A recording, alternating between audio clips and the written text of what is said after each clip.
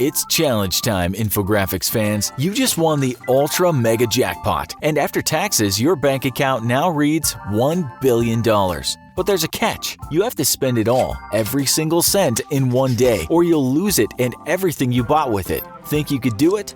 Hello and welcome to a special challenge episode of the Infographics Show. Spend $1 billion in one day. The rules are simple. You have to spend every dollar in 24 hours, or you have to return everything you bought or spent along with the leftovers. For added incentive, if you fail the challenge, the money goes to an organization dedicated to kicking kittens. And $1 billion will buy a lot of innocent kittens to kick, so you better not fail. You can't give any of the money away as a donation or gift. It has to be spent on something that's just for you, or perhaps you and a few friends at the max. So no copping out by buying the entire Infographics Show staff $50 million gift cards to In-N-Out, which of course we know you would do because you love us and In-N-Out is pretty much the best. So time to get greedy. Much like the late and great Richard Pryor in Brewster's Millions, the clock is ticking and time is running out. Without further ado, here's our purchases. Think you can do better? Stay tuned and then give us your list in the comments. 1. Naturally, the first thing most people are going to think about is buying a home. Real estate is a solid investment after all, and there's quite a few very hefty cash sinks that can quickly eat up $1 billion. But why start at a home? We've got $1 billion, it's time to think bigger, like private island big. All the open space you could want, no neighbors whatsoever to worry about, and no pesky homeowners association telling you to take down your Halloween decorations because it's April. Halloween is a year-round celebration, or at least it should be, and with your own private island, it will be. The United Arab Emirates offers a wide variety of artificially built islands all for sale, and with Al Marjan Island up for grabs at $462 million, that's an easy get that takes care of nearly half your budget. The island features an airstrip, several beaches, and power provided from the mainland. Truly a picturesque and perfect man-made paradise. With just one slight catch, it's located at the very tip of the Gulf of Oman and the Persian Gulf, and if you thought your current neighbors were a pain, just imagine having Iran as your next-door neighbor barely 100 miles away. With constant threats against shipping in the Persian Gulf from Iran, Al Marjan Island may not be the safest place to live, but for now it's a sunny island paradise and next door to beautiful Dubai. So much like America in the 2016 election, we're just gonna go with it. What's the worst that could happen? That takes care of $462 million and leaves us with $538 million to go. 2. We just bought a private island in a potential war zone, so naturally the next thing we need to do is make sure our little slice of heaven is well protected.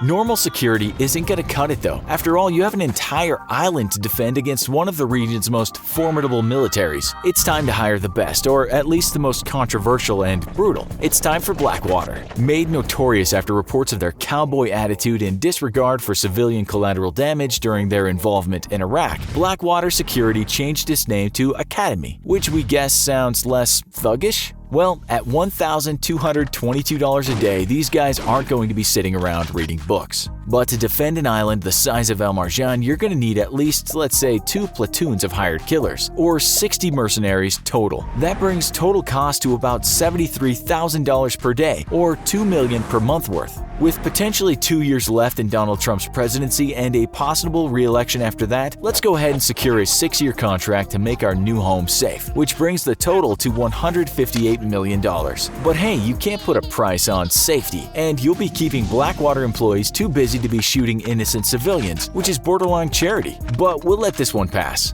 That brings our total expenses to $620 million, leaving us with $380 million. 3. We've got our own island, and we've got our own bloodthirsty crew of hired mercenaries to stop anyone from getting on that island we don't want there. Now it's time to build a home, somewhere modest and cozy where we can lay our head after a long day being grateful war with Iran hasn't broken out yet. Maybe something like the Playboy Mansion? Sadly, if you're a fan of the late Hefners, his home is already sold for $100 million, which was half the original asking price. But why not just build your own? Current construction costs in Dubai range from $6,500 to $8,000 Emirati dirhams per square foot, which is about $1,770 to $2,178 US. Let's say you wanted to recreate the Playboy Mansion on your new island. We're pretty sure homes aren't copyrighted, just how much would that cost? The original bunny house is 20,000 square feet. And let's say you do like most builders in Dubai and use cheap foreign labor from East Asia whom you pay slave wages to while treating them like actual slaves, including stealing their passports and threatening to imprison them if they complain about working 12+ hours in 120-degree heat. So let's go with the low-end estimate of 6,500 dirhams per square footage, or $1,770 US. That's going to cost you a whopping $35,400,000 for your own Hugh Hefner digs. But who can put a price on a home? That brings our new total to $655,400,000, leaving us with $344,600,000. 4. We're gonna need a way to get to our fancy new digs all the way in Dubai, so we'll be skipping that fancy car. Remember how our island came with a private landing strip? That's right, it's time to buy our own jet. But not just any jet, we want a jet with class, style, and some history behind it. So we're gonna buy Donald Trump's Boeing 757, selling at $100 million. While a regular Boeing 757 can fit 200 normals, Trump has had his refurbished to accommodate only 23 human beings who fly through the air in the lap of gold-encrusted luxury. With 2 bedrooms, which will be immediately sanitizing, a private guest room, also sanitizing, a dining room, and a video room with a built-in cinema system, you'll be getting to your island home in absolute style. Flying ain't cheap though, and Trump's operating cost used to run at $10,800 per flight hour, which includes crew and fuel. So to make sure you can keep your jet operational, let's go ahead and contract out enough fuel and crew to last at least 300 flight hours, for a total cost of $3,240,000. Combined with the $100 million price tag, that brings the total cost to $103,240,000, making our new total expenses $824,180,000 and leaving us with $175,820,000. 5. Flying is nice, but we feel a call for the open seas, and you're not really ultra rich until you own a yacht, right? Unfortunately, with only $175 million left, we can't afford one of the world's top 10 most expensive yachts. But after our purchase of Trump's old Mile High Club airliner, we're pretty much done with buying used. It's time to buy new. Per Forbes, building a yacht used to cost about $1,000 per meter 100 years ago. But that price is now ballooned to a whopping $1 million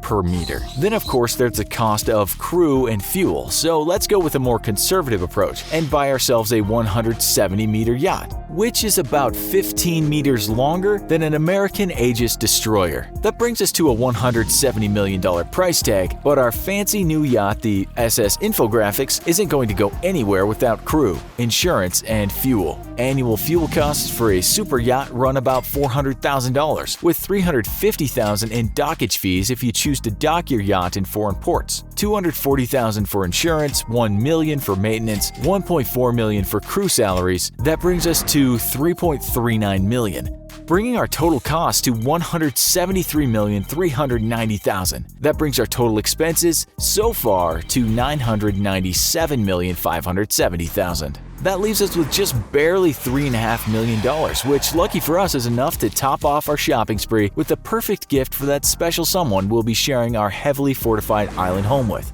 A $3.5 million diamond engagement ring from Cartier Jewelers. Or maybe we'll just keep it for ourselves. Don't judge us, we like to feel pretty too. Sometimes when a lot of money gets stolen, we can't help but root for those who took it. We might look at a recent heist that must be the closest thing to a real-life Ocean's 11, when a bunch of old men stole millions of dollars worth of precious stones from a vault in London in 2015. It's thought most of the men were arrested, but much of the bounty remains at large. This is regarded as one of the biggest heists in history. We might smile when we hear about these aged robbers, but there's one kind of theft that people almost always take a dim view of, and that is the financial scam. Today we are going to look at the biggest financial scam in history in this episode of the Infographic Show, The Man Who Stole $65 Billion. Before we talk about how this $65 billion was stolen, let's learn something about the man who took it. His name is Bernie Madoff. Unfortunately for him, he is still alive at the ripe old age of 80. He was born on April 29, 1938 in Queens, New York. Madoff's roots are European, with his parents having Polish, Austrian, and Romanian heritage. His parents, Ralph and Sylvia, didn't have an easy time of it in New York, especially as they had to live through what is now known as the Great Depression. Ralph was a plumber and Sylvia was a housewife, which didn't exactly afford them luxuries in life. They got involved with finance in the 1960s But just as the son would later enter the world of dodgy dealings, his parents were at one point shut down by the US Securities and Exchange Commission because Sylvia, whose name was on the company, had failed to file reports of their financial condition. The company was closed, but they didn't have to pay anything in fines or payments to customers. This was 1964, when young Bernie was just 26. It's also said that Ralph owed a lot of money in federal taxes, and perhaps that's why the company was put in Sylvia's name. They both gave up the ghost in the 70s anyway, but there can be no doubt that these two sketchy parents set their son off on a mission to cause financial mayhem. According to reports, it took Madoff some time to get into finance, and like any young buck, he was more interested in girls and sports, mainly swimming. In 1959, he married a girl he had met in high school, and in 1960, he graduated from Hofstra University in Long Island. He started law school, then dropped out of law school, and with $5,000 he had earned as a lifeguard and part-time work installing sprinkler systems, Madoff took his first step into his parents' financial footsteps. On top of the $5,000, he borrowed a further $50,000 and started an investment firm called Bernard L. Madoff Investment Securities, LLC, perhaps now the most infamous investment firm ever created. The firm looked good from the outside. It was known as a solid market maker. This is described as being a person or a brokerage house that is always prepared to buy and sell securities in order to provide liquidity to the markets, according to the website Investing Answers. In simple terms, they buy when people sell and sell when people buy to keep the cogs turning. They don't buy because the stock goes up, they buy when people sell. This involvement of market traders, according to Investopedia, means traders and investors will make more transactions, and that's good for the market in general. But how do they make cash taking such risks? Well, they charge a little extra when they sell the stock they bought. This is known as a bid-ask spread. That's a basic explanation, because we can't spend too much time on how the stock exchange works. What we do need to get to is how Mr. Madoff made his billions. As we said, he was very well known for his good returns to his clients whose assets he managed. Apparently, that client list included such names as Steven Spielberg and Kevin Bacon. You see, Madoff was seen as a stand-up guy in the financial world. He even helped form the National Association of Securities Dealers Automated Quotations, aka NASDAQ, and was chairman of that organization for 3 terms. He made donations to humanitarian causes, he gave money to politicians, and his brother Peter served 2 terms on the board of directors of the Securities Industry and Financial Markets Association. So you might be thinking now, how on earth could this guy also be involved in a massive scam? Madoff was first investigated in 1992, but it wasn't until the 2000s that subsequent investigations by private firms found what they called inconsistencies that looked like fraud. Investigators, for years, had been saying that the gains Madoff claimed to be making just didn't look possible. In fact, for years, financial analyst Harry Markopolos had been telling people something just didn't add up, and embarrassingly for them, the Securities and Exchange Commission ignored him, even when he went back numerous times with more evidence of what looked like a scam. He wasn't the only person that didn't trust the numbers, however, and many people did refuse to do business with Madoff. But how did Madoff get hold of people's money? What he had is called a Ponzi scheme, which, simply put, is a scheme that offers huge returns on investments. It was named after Charles Ponzi, who said that if you gave him some money, he'd give you back 50% more in just 90 days. Sounds great, but what happens is that you pay off these first few people, and word gets around that indeed there is a huge return, and soon many people want to get in on the act. You keep taking new money and pay off old investors with that cash while expanding. The problem is, you aren't actually making any money.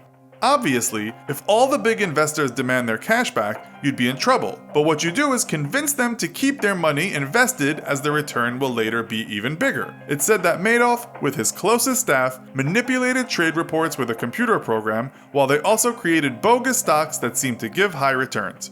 On paper, to the undiscerning eye, it looked like he was making money. The poop hit the fan for Bernie when his clients wanted back, in total, $7 billion, and he said all he had of their money was between $200 and $300 million. This market maker with a good reputation who had sat on the board of NASDAQ had all this time just been enticing people into a scam. It's thought he had thousands of investors, and in total they lost about $65 billion. It's also said Madoff himself made around $20 billion or thereabouts. Apparently, when he was confronted by his sons, Andrew and Mark, he admitted to them that he had been running a Ponzi scheme. He said that everything was just one big lie. The sons knew nothing about the scam, although Madoff's brother Peter was involved, This wasn't easy for the sons, and they both died soon after, with Mark taking his own life and Andrew dying of lymphoma. What's amazing is how candid and cold Madoff was after he got caught, once stating, "I certainly wouldn't invest in the stock market, I never believed in it." He also once admitted that he was surprised that he had gotten away with it for so long. Madoff called the investigators useless, saying, "I was astonished. They never even looked at my stock records." Many of those who lost money won't get much or anything back, but in 2017, the US government promised 24,000 victims that a total of $772.5 million was to be shared among them. Madoff was arrested and charged with securities fraud on December 11, 2008. His bail was set at $10 million, and he had enough cash to pay for that. He was kept under house arrest for a few months until a judge revoked the bail, stating that Madoff was in fact a flight risk. He was sentenced to 150 years in jail in 2009 at the age of 71. If he behaves well, he'll get out on November 14, 2139, at the ripe old age of 201. That's not going to happen, of course, and it seems the trickster may have got his comeuppance. He was sick on many occasions in jail due to stress, and was also attacked by inmates. Others say that the attack was for some reason made up, and it is far from the truth. This might just be the case, seeing that in a letter to his daughter-in-law, Madoff said, "They call me either Uncle Bernie or Mr. Madoff. I can't walk anywhere without someone shouting their greetings and encouragement to keep my spirit up. It's really quite sweet how concerned everyone is about my well-being, including the staff." What's quite amusing are reports by reputable media that while in prison, Madoff had used his talents to exploit certain markets. At one point, he cornered the hot chocolate market, said one man who'd been writing an audio series about Madoff. He added, he bought up every package of Swiss Miss from the commissary and sold it for a profit in the prison yard. He made it so that if you wanted any, you had to go through Bernie. So far, in our big crime series of shows, we've featured psychopathic murderers, criminal organizations that have spanned the globe, and gangs of thieves that planned and performed some of the world's biggest heists. But the man we're going to talk about today doesn't seem much like a criminal at all. He was, and still is, by no means hardened and couldn't be said to be practiced in the arts of criminality. He's unlike any thief that has ever existed, and while you would hardly call him an expert at his trade, he's still managed to pull off scores of robberies that make him the world's biggest thief in terms of the value of what he stole. That's if we discount financial scams and focus on stolen goods. So, without further ado, welcome to this episode of the Infographics Show, the waiter who stole $1.4 billion. The man we're talking about is called Stefan Breitwieser, a Frenchman who was born on October 1st, 1971. He's been called the world's best, most notorious, and most consistent thief. That's because when he was in his mid-20s, he somehow managed to steal around $1.4 billion worth of art. He did this from 1995 to 2001 in countries all over Europe. His day job was as a waiter, but the young buck would occasionally turn into art thief. It's said once every 15 days. He stole 239 paintings and other exhibits from 172 museums and other places during these years. Not much has been printed about his childhood, but there have been a handful of extensive newspaper features written about this lad. According to a 2005 story written about Breitwieser that was published by The Guardian, ever since he was very young, he was spellbound by art, especially if it came from the 16th, 17th, and 18th centuries. This is why he was unlike any other criminal out there, because he didn't even try and sell his art bounty on for profit. He just kept all of it for his own collection. In his court appearance, he said this: "Whether it was a Bruegel or a painting by an unknown artist, whether it was worth 1,000 euros or millions, it was the beauty of the work of art that interested me." So, what did he steal and how did he do it?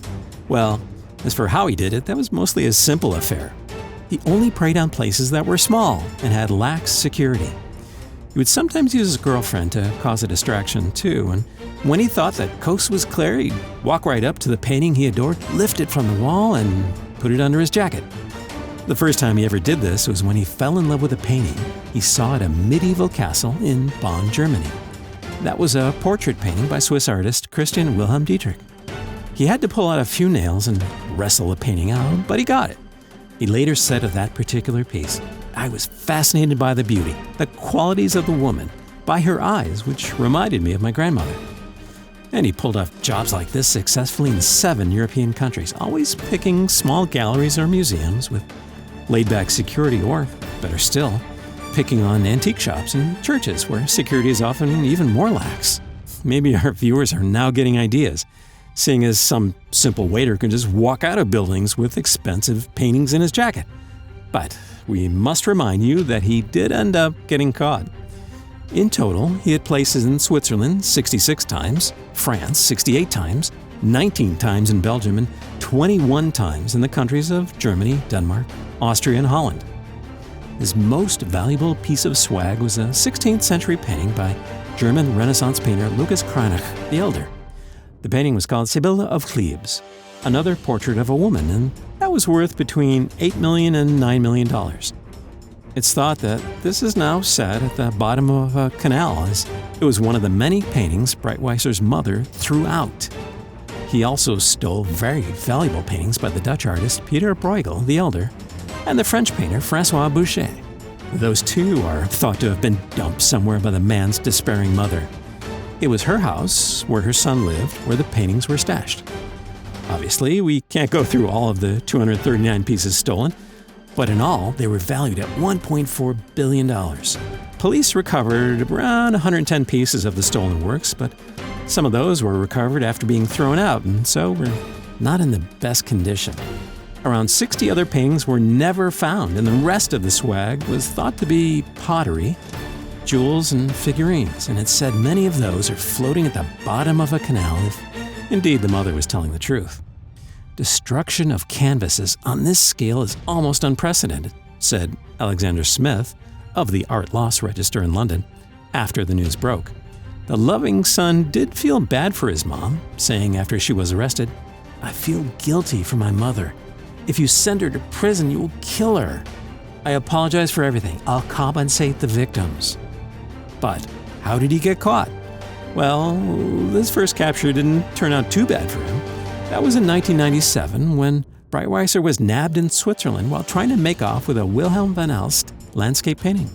He had even been allowed in to see this exhibition after getting permission. As he and his girlfriend put the painting in the car, they were both stopped by security, who had earlier been informed of a theft. The Swiss courts were nice to the pair, just handing him, there's no mention of his girlfriend getting anything, an 8-month suspended sentence. He was told to leave Switzerland, but he didn't. He kept his waiter's job and carried on stealing.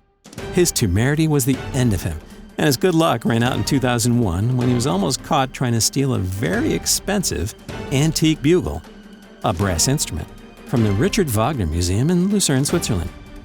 He did get away that time, but this kid with too much confidence went back 2 days later to try and steal again. The security guard noticed him, and after being notified by a journalist walking his dog, and the police were called. He was arrested and jailed for 2 years in Switzerland, and then extradited to France.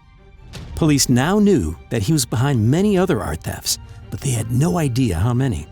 They found nothing at his mother's house upon searching, as she had gotten rid of most of the stolen pieces by throwing them in the canal and even shredding some paintings. Apparently, she had little idea about the massive value of the works she was destroying. Breitweiser later told police exactly what he had stolen, and amazingly, he knew every piece by name and all the details about them. He even corrected details in court about the paintings when mistakes were made.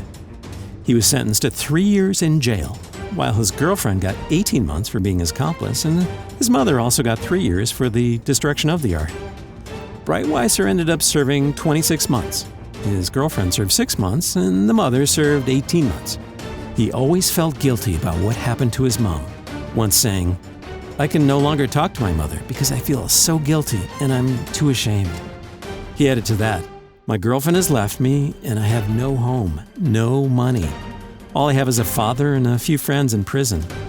It's said he became very depressed while in prison over everything that happened and tried to commit suicide.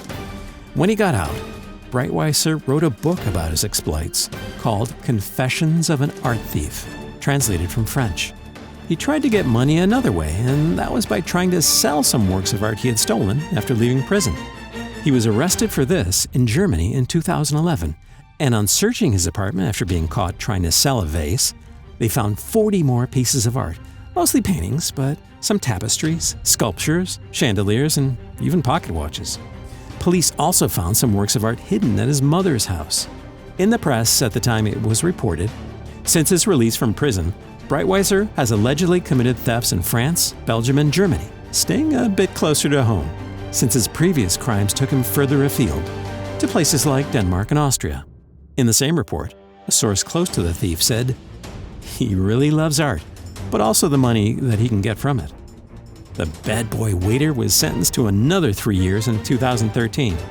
We can't find any news about him for 2018, so perhaps he's turned over a new leaf, or perhaps he just hasn't been caught yet. While he had tried to sell some pieces after interviewing Breitweiser, psychologists said he definitely had an addiction to art, just as people are addicted to drugs. They said he was an obsessive and couldn't control his compulsions.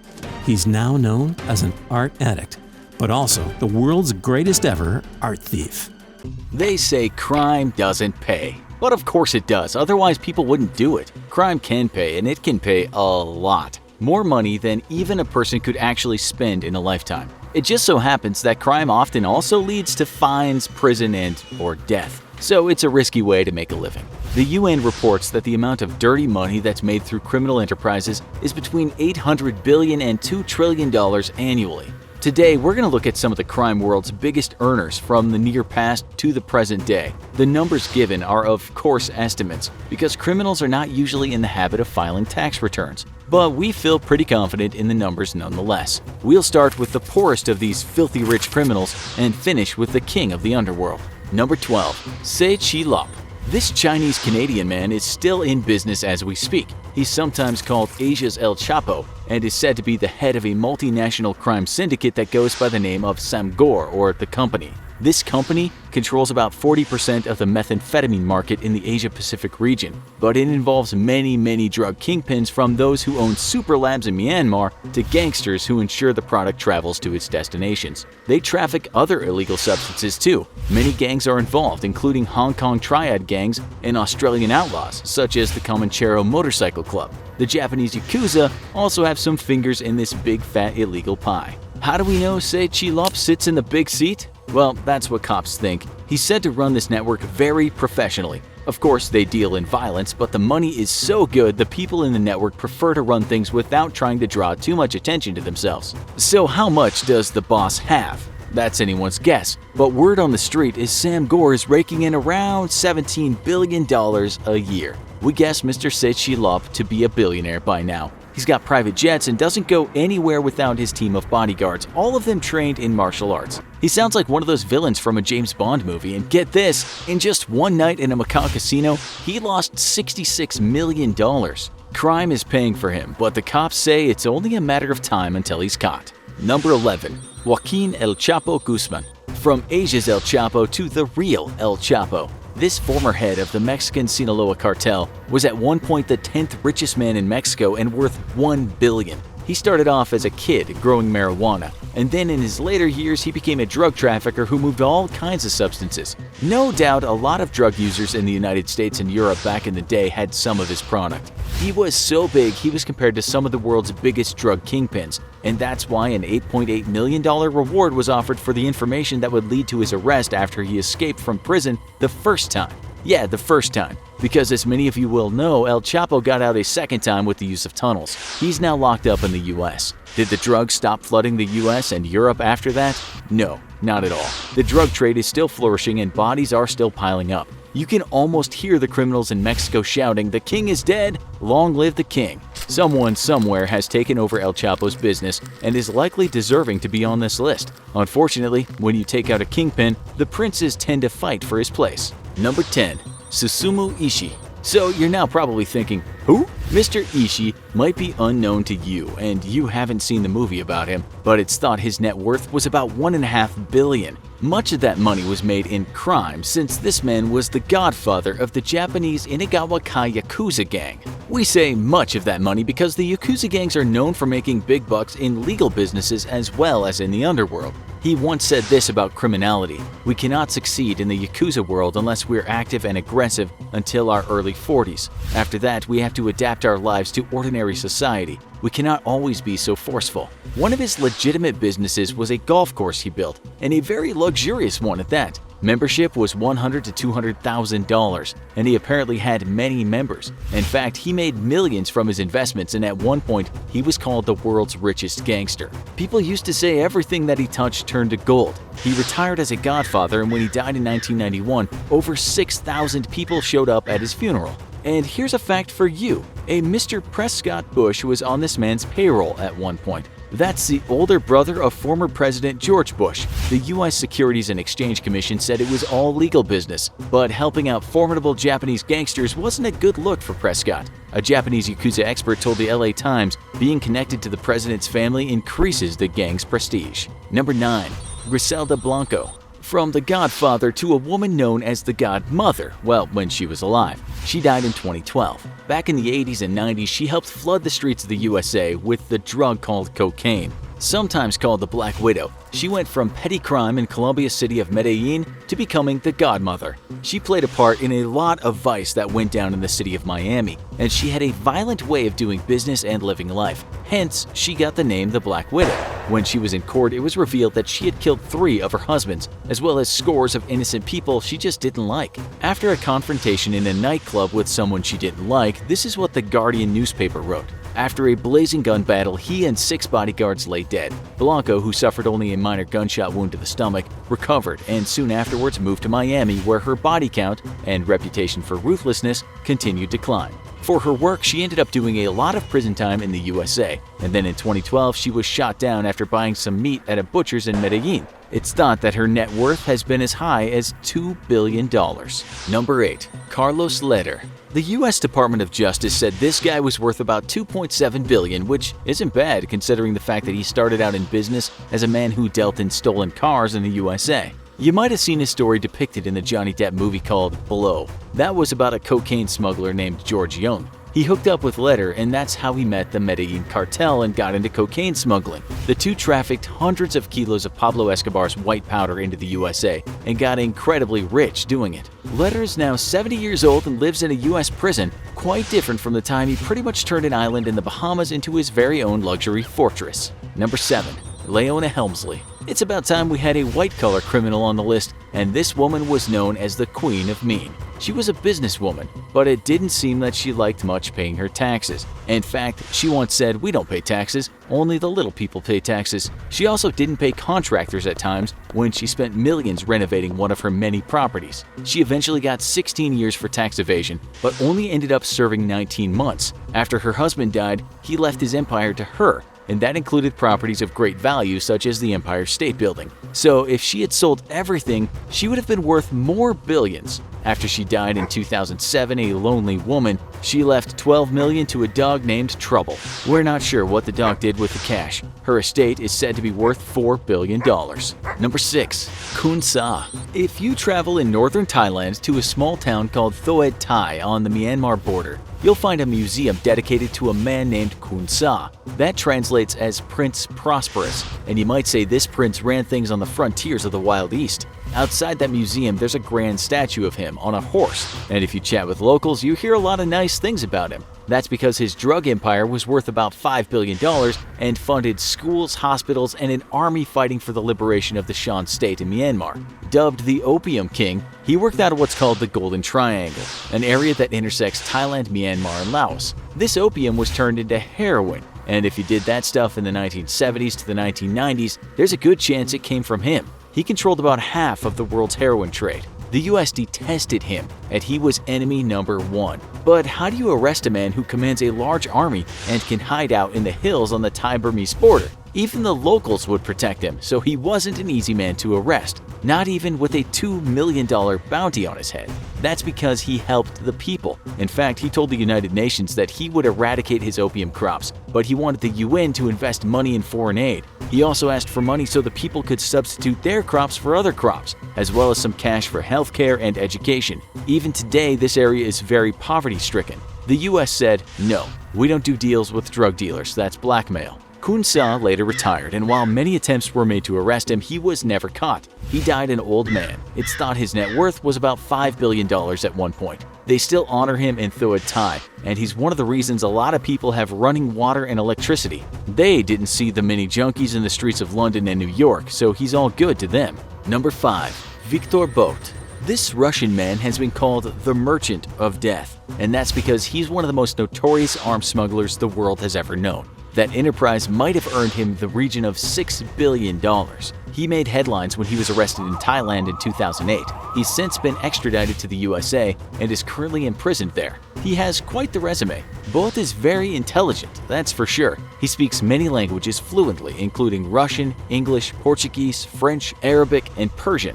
He started out in the Soviet Armed Forces and later built an air freight business. This line of work turned into arms trafficking, and he worked with a lot of countries and armed factions fighting inside countries. Since he's armed so many people, the US Department of Justice sees him as a terrorist, although Bout doesn't feel that way. He believes he's being held as a political prisoner. He once said that gun shop owners in the USA do exactly the same job he did. Number 4.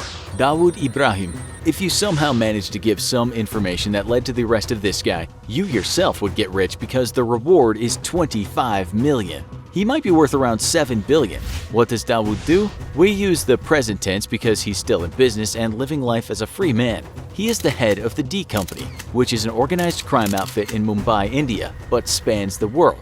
The FBI has him on the list of the world's 10 most wanted fugitives, and he's accused of, well, you name it: murder, extortion, drug trafficking, assassinations, and terrorism. Where he is up for speculation. He might be in Pakistan, he might not. He's an invisible man, but behind the scenes he has fingers in a lot of crime pies in South Asia. Number 3.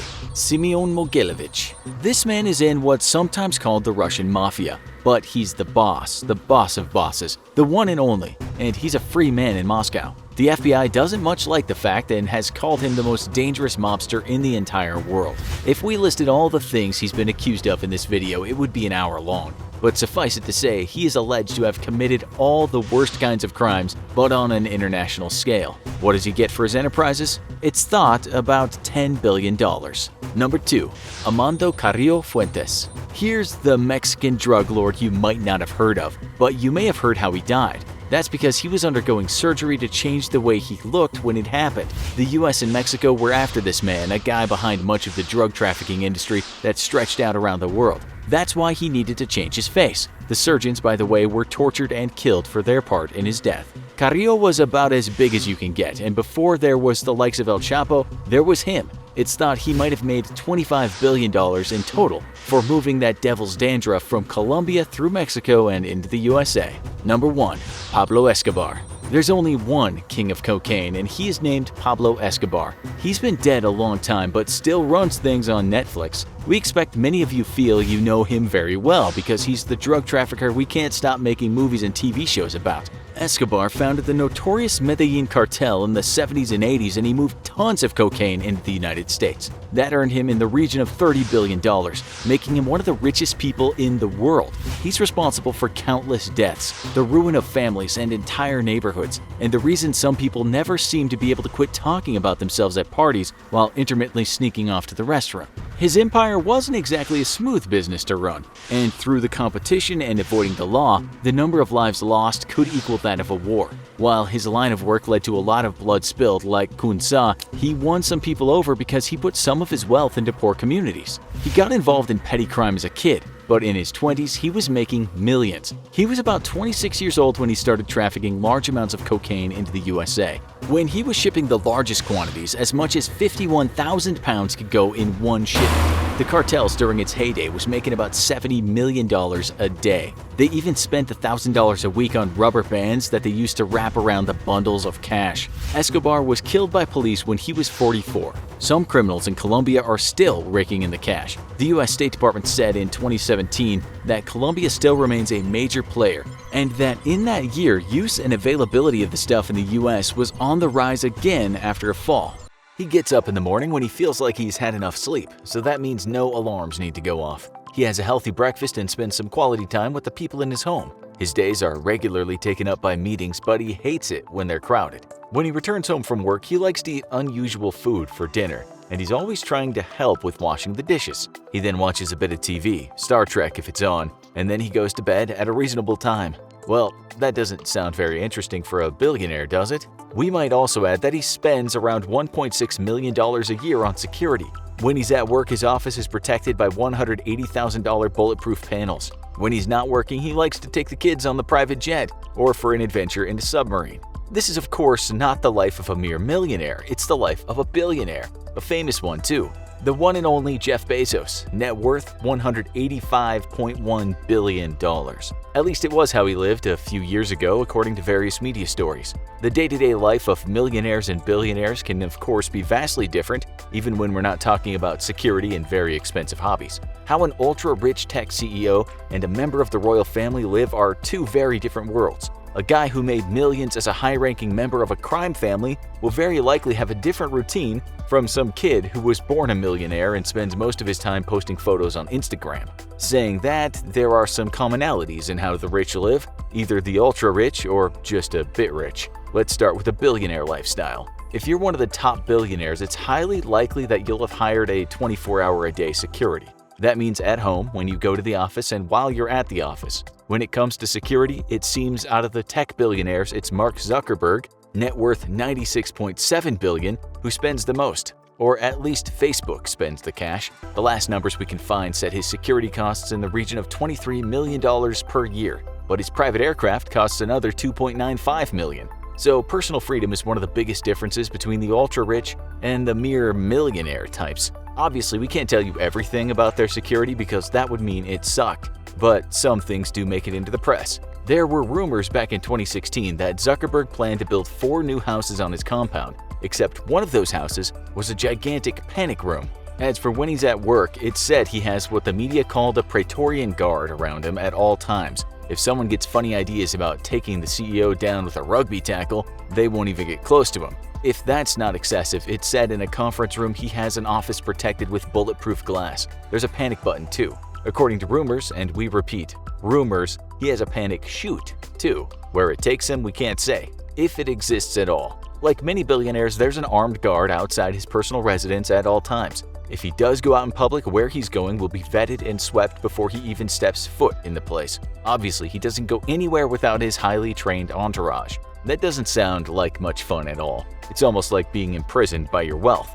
But what about millionaires? Maybe they can say millionaires have more fun. We guess it all depends on how many millions you have. There are 1,000 million in 1 billion. So there's a big difference between having sold a few Bitcoin and got yourself 1.2 million and someone who has 836 million. It also depends on where you live, because a few million in some countries is a fortune, and it could mean the risk of someone kidnapping your kids and asking for a ransom. Still, not all rich millionaires have round-the-clock security. Take for instance the actors Keanu Reeves and Jake Gyllenhaal, guys who like to ride the subway. The former is said to have a net worth of around 350 million and the latter 80 million. Let's just add here that net worth for celebrities changes a lot depending on the resource you're looking at. As for billionaires, their net worth changes like the wind. So what we can say at the time of this writing might be very different from when you watch the show.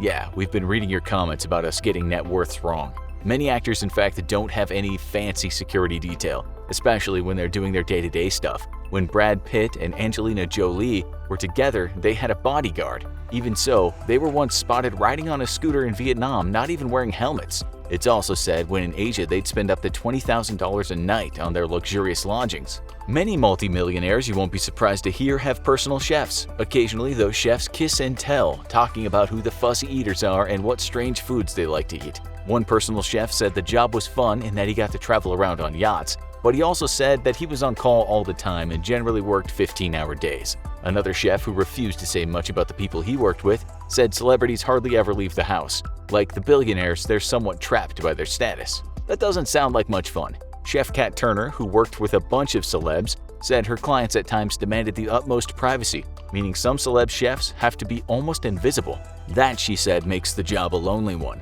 It seems she at least had fun working with the Smashing Pumpkins frontman Billy Corgan with a net worth of $60 million. She said he ate simply, and most of the food she made for him was very healthy. She said she worked hard, but he also worked 12 hours a day, 6 or 7 days a week. What about your regular millionaires? Do they require bodyguards and personal chefs? A bodyguard from the UK was asked about that. He said it all depends on where you're working. A person with not many millions or even a solitary million might walk around with bodyguards in the poorest nations on earth. But in a place like England, he said you passed them in the supermarket every day and you wouldn't know that they were what he called part of the upper middle class. Consider that the average house price in West London is around $1.5 million, and being a millionaire in some of London's swanky suburbs isn't a big deal at all. There will be no personal chefs for the folks who can just call themselves a millionaire, no bodyguards, and certainly no super yacht. Just like in the US, they'll have more time than regular working folks to focus on personal growth, to enjoy hobbies, and to have time to talk in depth to their kids' teachers. They'll also strategize about what to do with their wealth. According to some experts, mere millionaires on the bottom rung of the ladder are actually very careful with their money. When 600 millionaires in the US were questioned in a survey, many of them said they spent below their means. Even though they had a big income, they weren't rich enough to go crazy with their cash, so being frugal was the way to go. Most of them didn't live in a house that was super costly in relation to their wage. There was no showing off going on. Most of them lived in a place they could comfortably afford. Many of them even managed to save around half of the pay they received each year. Put it this way, if you're a millionaire with a $250,000 a year salary, it's unlikely you'll be spending 20 grand a night on a hotel room. Nonetheless, in another survey of regular millionaires, most of the people interviewed said they didn't budget. They had enough cash to know that if they were sensible, everything was going to be okay. If you have $1 million in the bank, you don't really need to worry too much about buying a pair of Louis Vuitton shoes. Entrepreneurs who hit the millionaire mark apparently like to have side hustles. They start looking for new streams of income, and why not? They have a safety blanket. The problem with being poor or even middle class is not having enough time to get out of your situation because you're working so hard. If lower millionaires are not working on their ideas, they will likely be investing their cash in index funds or in the property market. When they're not doing that, millionaires on average spend more time exercising than the poor, or doing yoga, or going to steam baths, or taking archery lessons, or just reading books. This is how one person put it when talking to Business Insider. Successful individuals are keenly aware of how they spend their resources, including their emotional and cognitive resources.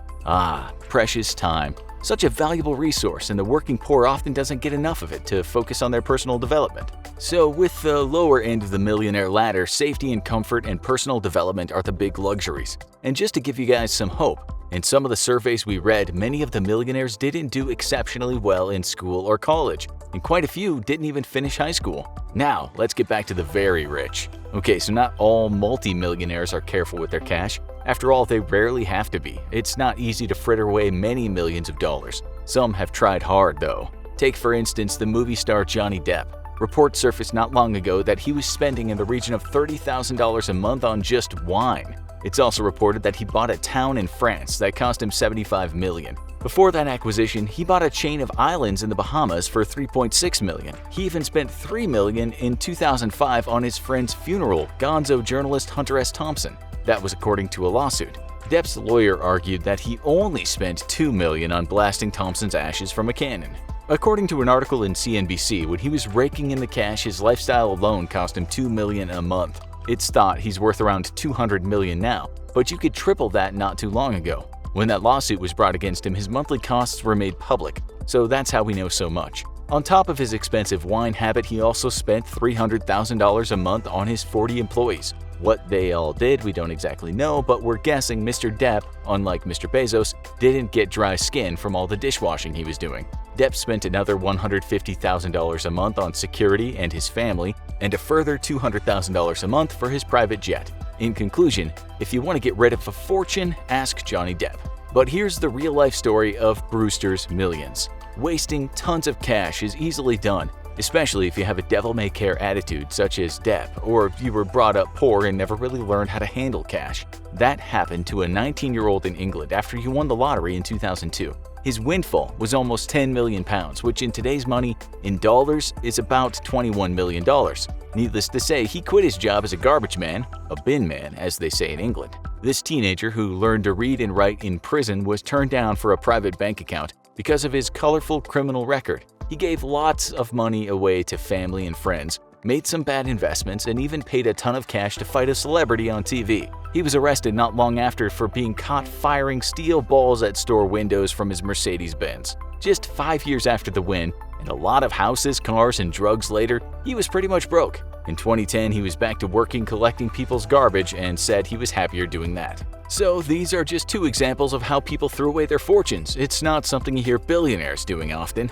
Okay, so we always hear about Bezos getting his hands dirty and how Warren Buffett religiously eats hamburgers, ice cream, and Coke. But isn't that just to make us ordinary folks think they're just like us? How do they really live? Let's look at the Russian billionaire named Roman Abramovich, net worth $14.5 billion. As we write this, the media is talking about the yacht he bought for $610 million. Just the upkeep and running of this yacht costs him $65 million a year. Many billionaires own yachts. One of them, whose name was withheld, was asked why. This was his reply: "You're going to think I'm crazy. I'll tell you why. It's because I'm OCD about toilets and germs. If I rented a yacht, I would be sharing a toilet with people that I don't know, so I purchased my own." Unlike lower millionaires, they can make the world fit to their whims. Abramovich is the owner of a Premier Division soccer team in England, too. That's another thing billionaires like to do: buy sports teams. In the aforementioned division, teams have belonged to Chinese billionaires, Thai billionaires, and billionaires from the Middle East. We're not sure about all of them, but for some, including Abramovich, watching their team play might be one of their pastimes. Not all billionaires have fancy cars, but that's because most of them don't drive around in their own cars. Elon Musk, with a net worth of $166.1 billion, has a collection of cars, including his own Teslas. But billionaires are generally not into showing off. It's more likely that millionaires will be the ones buying top-of-the-range Rolls-Royces and Bugattis. Billionaires are happier in submarines doing some kind of deep-water expedition.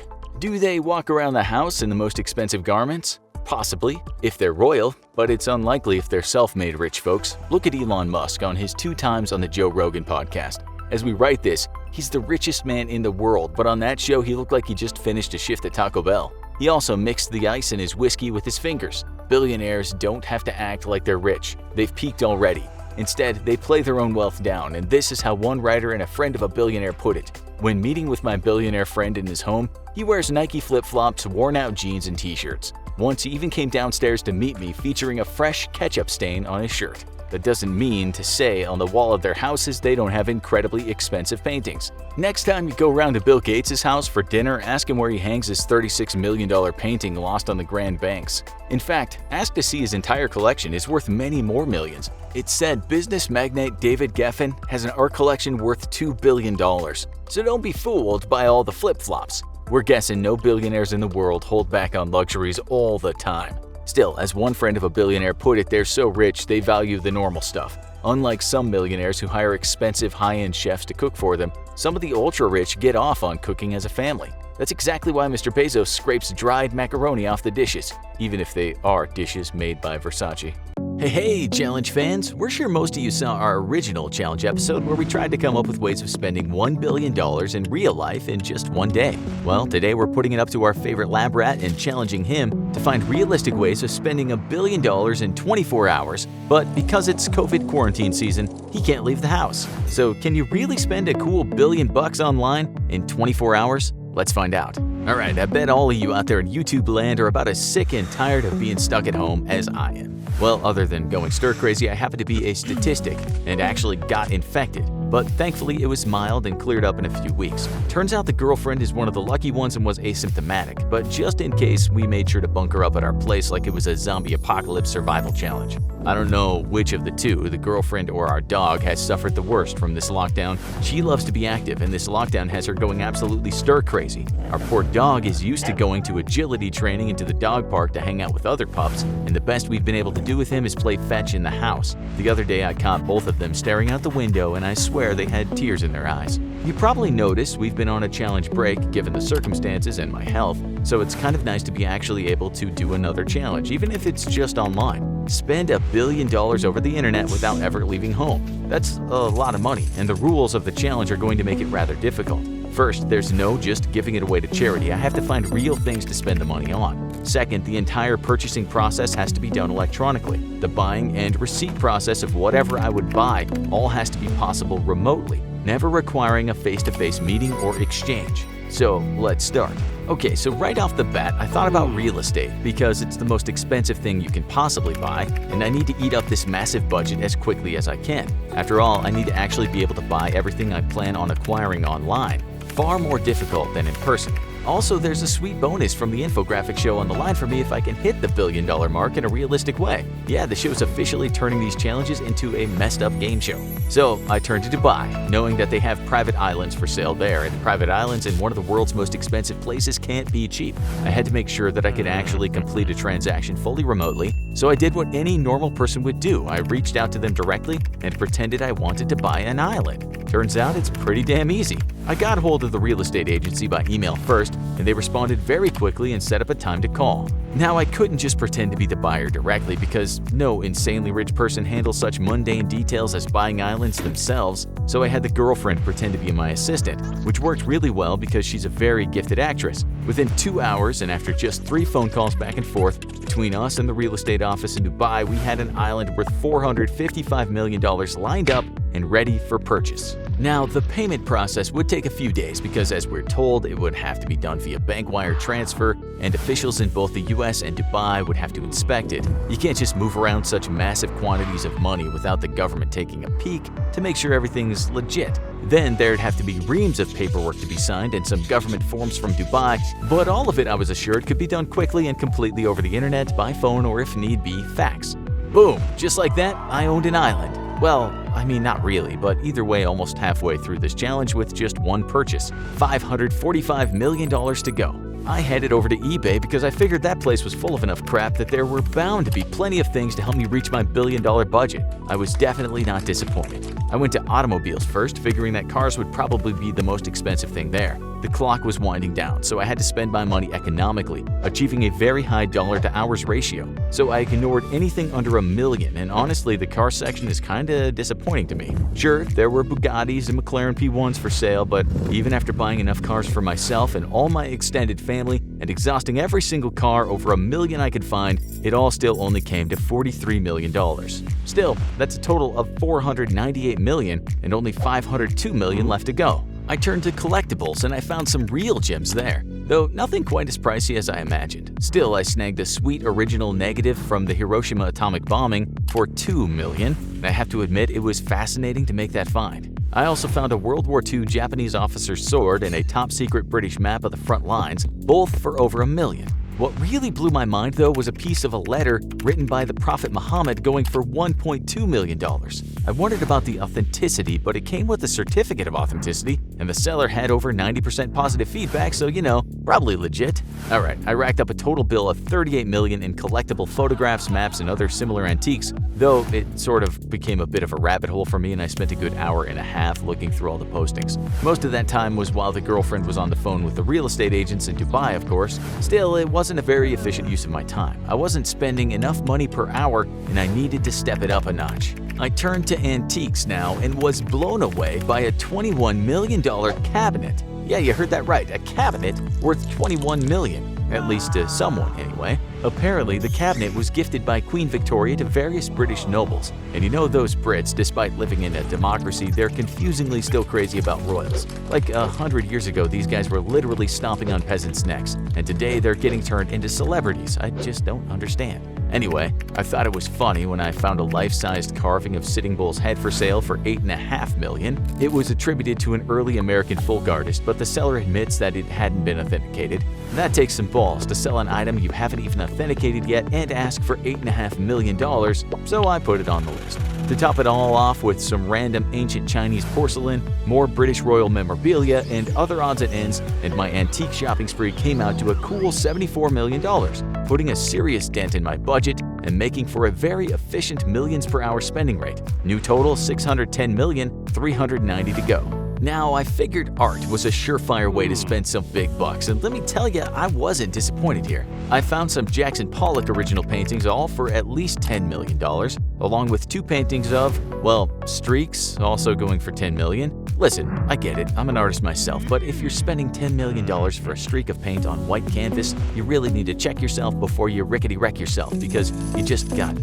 Still, it was pricey. So into the shopping bag it went. All in all, after spending obscene amounts on modern art, my bill came down to $98 million. Interestingly though, I didn't find any paintings over $10 million, making me wonder if there's some limit eBay is willing to let dumb people spend on their site.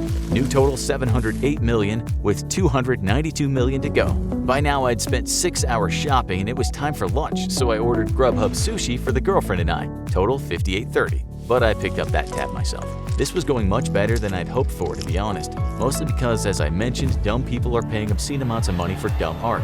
I figured that after all this coronavirus lockdown crap, me and the girlfriend deserved a vacation, so I looked for ways to finance a getaway with our remaining millions. I found what's billed as the world's most expensive hotel room, which is on a private submarine down in the Caribbean, called the Lover's Deep.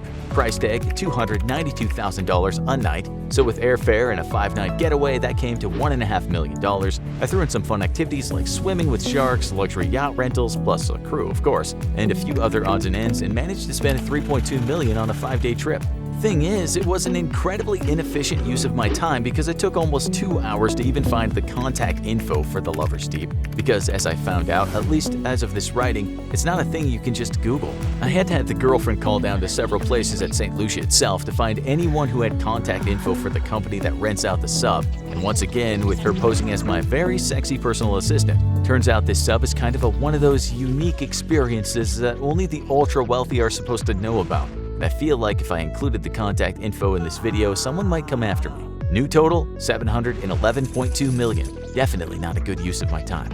Alright, regular business hours for American businesses were coming to a close soon, so I pulled out all the stops for this next expense. I headed over to Space Adventure's website and got a public relations phone number to call. After a half hour of back and forths, they quoted me that for an upcoming circumlunar mission, the cost would be $117 million per person, and the trip is supposed to span less than a week and consists of 2 passengers with 1 professional Russian cosmonaut. Your spacecraft will swing around the far side of the moon without entering into orbit and return to Earth, bringing you as low as 100 meters from the lunar surface. Now, of all the things I spent fake money on, this was without a doubt the thing that had me most excited. I love space, and the thought of getting within 100 meters of the moon made me so excited that I got sad when I realized I wouldn't actually be going. Also, I would never get the opportunity to make the ultimate terrible joke by getting into space with the girlfriend, turning to her and saying, "You know, I think you're out of this world." So 2 dreams crushed in one blow. What a cruel life. Still, my new total was $945.2 million, with $54.8 million to go, except not because Space Adventures also quoted a single seat to the ISS for $55 million. And just like that, boom, $1 billion spent. Sure, I went over budget, but I guess I could just cut back some on the dumb art I bought, and yeah, it makes me a little sad that I'd have to leave the girlfriend behind while I went to the ISS, but as she put it, going to the ISS seems dumb, I bet it smells up there, but the moon is romantic. Mission accomplished, and it only took less than 12 hours. Granted, I couldn't have done it without the girlfriend pretending to be my personal assistant to various real estate and luxury resort offices, so half the credit goes to her. Now, the payment for some of these things would take a few days to sort out, but I was assured that none of it would actually need to be done in person, and the bank could handle all wire transfers electronically. So if you've ever wondered if you could really spend $1 billion online in one day, the answer is yes. Who wouldn't want $1 billion? Honestly, you might not want $1 billion once you hear why being a billionaire actually sucks. First, and this should be the most obvious, wealth might not necessarily change you, but it definitely changes the people around you. In the survey of the ultra-rich conducted by Boston College, respondents claimed that their personal relationships were directly impacted by their wealth and how much of it they spread. As one person put it, "I started to wonder how many people we know would cut us off if they didn't think they could get something from us. Co-workers, friends, even family members all become suspicious characters to a billionaire. How much of their affection and attention is the real thing?" It's why people such as presidents adopt a no new friends rule after attaining higher office, like the mega wealthy, the mega famous, and mega visible are prime targets for opportunists from every corner. One financial firm even has psychiatrists on staff specifically to address wealthy clients' issues with family members. And don't get us started on the love lives of billionaires. In addition to the worry that your spouse might just be a gold digger, writer Paul Sullivan pointed out that the expense of a divorce suit, which gives most of us pause, is not a concern for the ultra-wealthy, making intimacy disposable. But don't take our word for it, let's look at J. Paul Getty, the petroleum industrialist worth over $6 billion when he passed away at age 83 in 1976. Getty was married 5 times in his lifetime. 4 of those marriages lasted less than 4 years, and all of them ended in divorce. Getty also had a rotating door of mistresses, but his failed marriages continued to haunt him. Despite the money, despite the ready access to willing lovers of all ages, Getty said a lasting relationship is only possible if you are a business failure. I would gladly give all my millions for just one lasting marital success. Getty's 5 marriages did result in 5 sons, But that brought another headache. And our second reason why you don't want to be a billionaire: you worry more about your kids. Some billionaires have said they worry their children will become too comfortable, too entitled, and may even resent not having more. Not just in terms of material wealth, but in terms of being automatically trusted to take on the family business. Ben Mesrich, the author of The Accidental Billionaires and a slew of other books on millennial wealth, said the children of the supremely wealthy often have lots of issues because they've never had to struggle, and struggle makes us strong. And if you don't have to struggle, you just drift along. Or as Michael O'Church also put it, the children of the wealthy tend to live in an uncanny valley. Enough ambition to know they should be making something of themselves, but not enough discipline to actually do it. In a BBC article from 2015, one alleged son of a billionaire wrote that many relatives of the patriarch, not seeing the work that goes into starting, building, and maintaining the wealth, expect to live lavishly now without having to earn any of the benefits the chief breadwinner works for. Now imagine you are the billionaire. You know the struggle to make money, you know how to maintain it, but since you can't take it with you, wouldn't you want your kids to have those same skills? To see money as not given, but something to be valued? That's something the Getty family dealt with a lot. With 5 sons and 14 grandchildren, most of whom Getty was estranged from, there was bound to be some trouble. One of his sons was Eugene Paul Getty, who adopted the name John Paul Getty Jr. when he reconciled with his father after 12 years apart. Getty named Jr. the president of Getty Oil Italiana in Rome, and while it was fine for a while, the drift occurred. 2 years after divorcing his first wife, Jr. married Dutch actress model Talitha Pohl. Together, the two embraced the counterculture of the late 60s, living off Jr.'s annual $100,000 income from the family trust. Jr. lost his job with the company as he and Talitha fell into drug addiction, and the two separated as she got sober. Jr. wound up running from Italy to escape drug charges, leaving behind his 16-year-old son, John Paul Getty III. Paul also drifted, kicked out of school, left to his own devices. He spent his nights in discotheques and his days squatting with friends. Even if Paul didn't have his grandfather's money, he had the name, and he used it to his advantage. He wasn't even above using the name to get paid for a nude photo spread in an Italian skin mag. And when he needed still more money, he plotted his own kidnapping. It's the exact scenario billionaires fear. Their children and grandchildren, entitled and not struggling, lean on their family's money and/or name to live carelessly. Unfortunately, courting that kind of attention makes you a target. Our third reason why being a billionaire sucks: when you're a billionaire, people try to get your money any way they can. Brian Clayton, CEO of GreenPal, started his first company when he was 18 and claims the first lawsuits against him came soon after. It's an issue that comes up with a lot of lottery winners. Lawsuits suddenly come out of the woodwork, whether it's from the liquor store owner who sold the ticket or a friend collecting on a 20-year-old promise to split winnings. It's why most lawyers advise clients to retain anonymity after a lottery win. But beyond the legal battles billionaires deal with on a day-to-day basis, there's also the threat against them and their family. Whether from blackmailers looking to exploit the personal lives of relatives or from kidnappers looking to extort money, William Randolph Hearst's granddaughter Patricia was kidnapped in 1974 and wasn't even returned after the ransom was paid. Instead, she was brainwashed into joining her kidnappers in a crime spree and wasn't rescued until late 1975.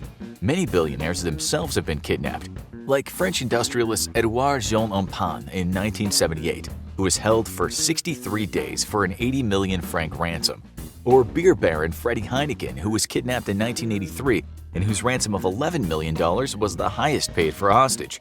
And famously, that happened with Paul Getty. Though he didn't go through with his plan to get himself kidnapped, an Italian crime syndicate wound up abducting him in 1973. They demanded $17 million in ransom from his grandfather. Instead of paying, he negotiated, even after the kidnappers cut off Paul's ear and mailed it to a newspaper. Even when the kidnappers reduced the demand to $3.3 million, Getty only agreed to pay $2.2 million, the maximum amount that could be tax deductible. He loaned the remaining $800,000 to his son, Paul's father, at 4% interest. Though Paul was returned alive in December, the trauma would affect him for the rest of his life. He spiraled into drug and alcohol addictions, suffering a stroke after an overdose. When you have a lot of money, you and your family are in constant danger. By the way, a lot of people have a lot to say over the years about Getty's way of dealing with his grandson's kidnappers. That's the number 4 worst thing about being a billionaire. Your every action and decision is under a microscope, meaning added pressure to behave the quote-unquote right way. And what do people consider the right way? Generosity. There's an expectation toward billionaires that because they have so much money, they should be ready and willing to give up more and more of it. Engineer and tech thought leader Philip Remacher pointed out that people presume that you can readily tap your vast wealth to address any problem. You will always be criticized for not spending enough on something to solve the problem. The Boston survey we mentioned before, one of its architects described the word rich as having become a pejorative. There's an immediate dislike of people we believe have too much money. Some of that dislike makes sense. In economic crises such as the pandemic lockdowns of the past year or the Asian financial crisis of 1997, the billionaire class is the least affected. While American unemployment rate skyrocketed in 2020, its billionaire class increased their wealth by over $430 billion. South Korea, lauded by many for its ability to go from one of the poorest nations in the world to one of the most developed in less than 50 years, also sees a disparity, with only 1.3% of its population making middle-class earnings. Some of the wealthy try to assuage this money guilt by giving more and more, making charitable contributions, starting philanthropies, sponsoring advocacy groups. Even Andrew Carnegie, one of the richest men in modern history, said that the man who dies thus rich dies disgraced. He devoted the final 18 years of his life to various philanthropies and foundations. Still, many billionaires note that it's impossible to fix every problem in the world, no matter how hard they try, and feel there's undue criticism that comes their way for not doing enough, even when they try to do something. Now, okay, the problem in J. Paul Getty's case was kidnapped a grandson, and people judged him a lot for negotiating the final ransom price, and B, having his son pay it back. But consider things from his point of view. As he pointed out at the time, I have 14 grandchildren. If I pay 1 penny, I'll have 14 kidnapped grandchildren. He also reasoned that in addition to encouraging other criminals, paying would only whet the appetite of the original kidnappers. Just 2 years later, Patty Hearst's kidnappers refused to give her up after the ransom was paid. Getty, like many a billionaire before and after him, was left with a tough choice. Pay up, and he exposes himself as a soft touch. Don't pay up, and he confirms the public suspicions that the wealthy are greedy, uncaring people. Actually, Getty's actions were pretty canny. He knew what the kidnappers wanted more than anything was the millions of dollars. They weren't going to get rid of Paul, their only asset, before getting paid off. In negotiating the price down, Getty refused to let the criminals dictate the rules of society. And in making his son pay back the interest on the ransom, Getty was forcing him to actually take responsibility for a problem he had helped create. Though it does highlight a problem that you probably don't think billionaires have. It's our 5th reason why being a billionaire sucks. You worry about money. Obviously, we all worry about money, a lot of us because we don't seem to have enough of it. But becoming a billionaire doesn't make that go away. For one thing, people forget that in order to have billions of dollars, you have to make billions of dollars and keep making it. To quote the producer Remy Blumenfield, they worry about losing it, they worry about how it's invested, they worry about the effect it's going to have. They also know the value of every penny. Bill Gates admitted that despite being worth $75 billion, he would still pick up a $100 bill off the street, though he says he would then immediately donate it to his foundation. Besides keeping track of all that money, most billionaires also have to keep making it. And Business Insider pointed out that despite the sacrifices made to build your wealth, people will perceive you as working too hard, being too ruthless in business, that your success only comes because you've been heartless. Getty, for instance, could not take a moment off. His industrial empire consisted of over 200 different businesses. Seeing to the demands of his employees, family members, and apparently kidnappers, he worked 16 to 18-hour days, even at the age of 81. That's what it takes to maintain $1 billion. But because he worked for it, knew the value of it, and had others around him recognize the value, he was branded a heartless miser. One of the things he was infamous for was installing a payphone in his mansion for guests to use. But there was a reason. Getty found that visitors took advantage of his hospitality and would make lengthy long-distance calls on his dime. The payphone put a stop to that. His frugality extended to his children. When his 6-year-old son needed treatment for a brain tumor, Getty admonished his 5th and final wife for negotiating the medical bills ahead of time. His reasoning? Some doctors like to charge a rich person 20 times more than their regular fee. It's cold, it's calculated, it's how you maintain a billion-dollar empire. And that's the final reason you don't want to be a billionaire. It will change your sense of morality. The business acumen that made you a billionaire will also cloud some morality judgments. Like Bill Gates prioritizing maintaining intellectual property rights on life-saving vaccines over, accessibility to those life-saving medicines. Or the number of corporations that during World War II valued the cheap slave labor found in concentration camps. Corporations like Nestle and Kodak. When all you see is the bank account, profits become priority over people. That's not just a judgment on our part. Multiple studies have shown this to be true. The richer a person becomes, the more likely he is to cheat at games, run red lights, break traffic laws, and even shoplift. Though, as one wealth expert put it, having access to billions probably exacerbates your qualities, the worst and best part of you, because now you have the means to explore it with few consequences. At the height of his powers, Pablo Escobar was raking in $149.5 million every single day. In today's money, at least, that's $55.5 billion a year. As the famous anecdote goes, his cartel was going through $1,000 a week in rubber bands that went around the wads of cash. Escobar owned exquisite mansions, a fleet of luxury cars, and even a personal zoo featuring giraffes and hippos. But to get all those things, like any law-breaking drug trafficker, he had to get his vast amount of mostly American money cleaned. As you'll see today, this is sometimes quite a complex operation and involves a lot of law-abiding friends. Let's stick with the deceased Mr. Escobar before we talk about the present state of money laundering for today's super-rich, technology-savvy criminals. We guess we should first explain a little bit about what money laundering actually is, for those of you unacquainted with the high crime.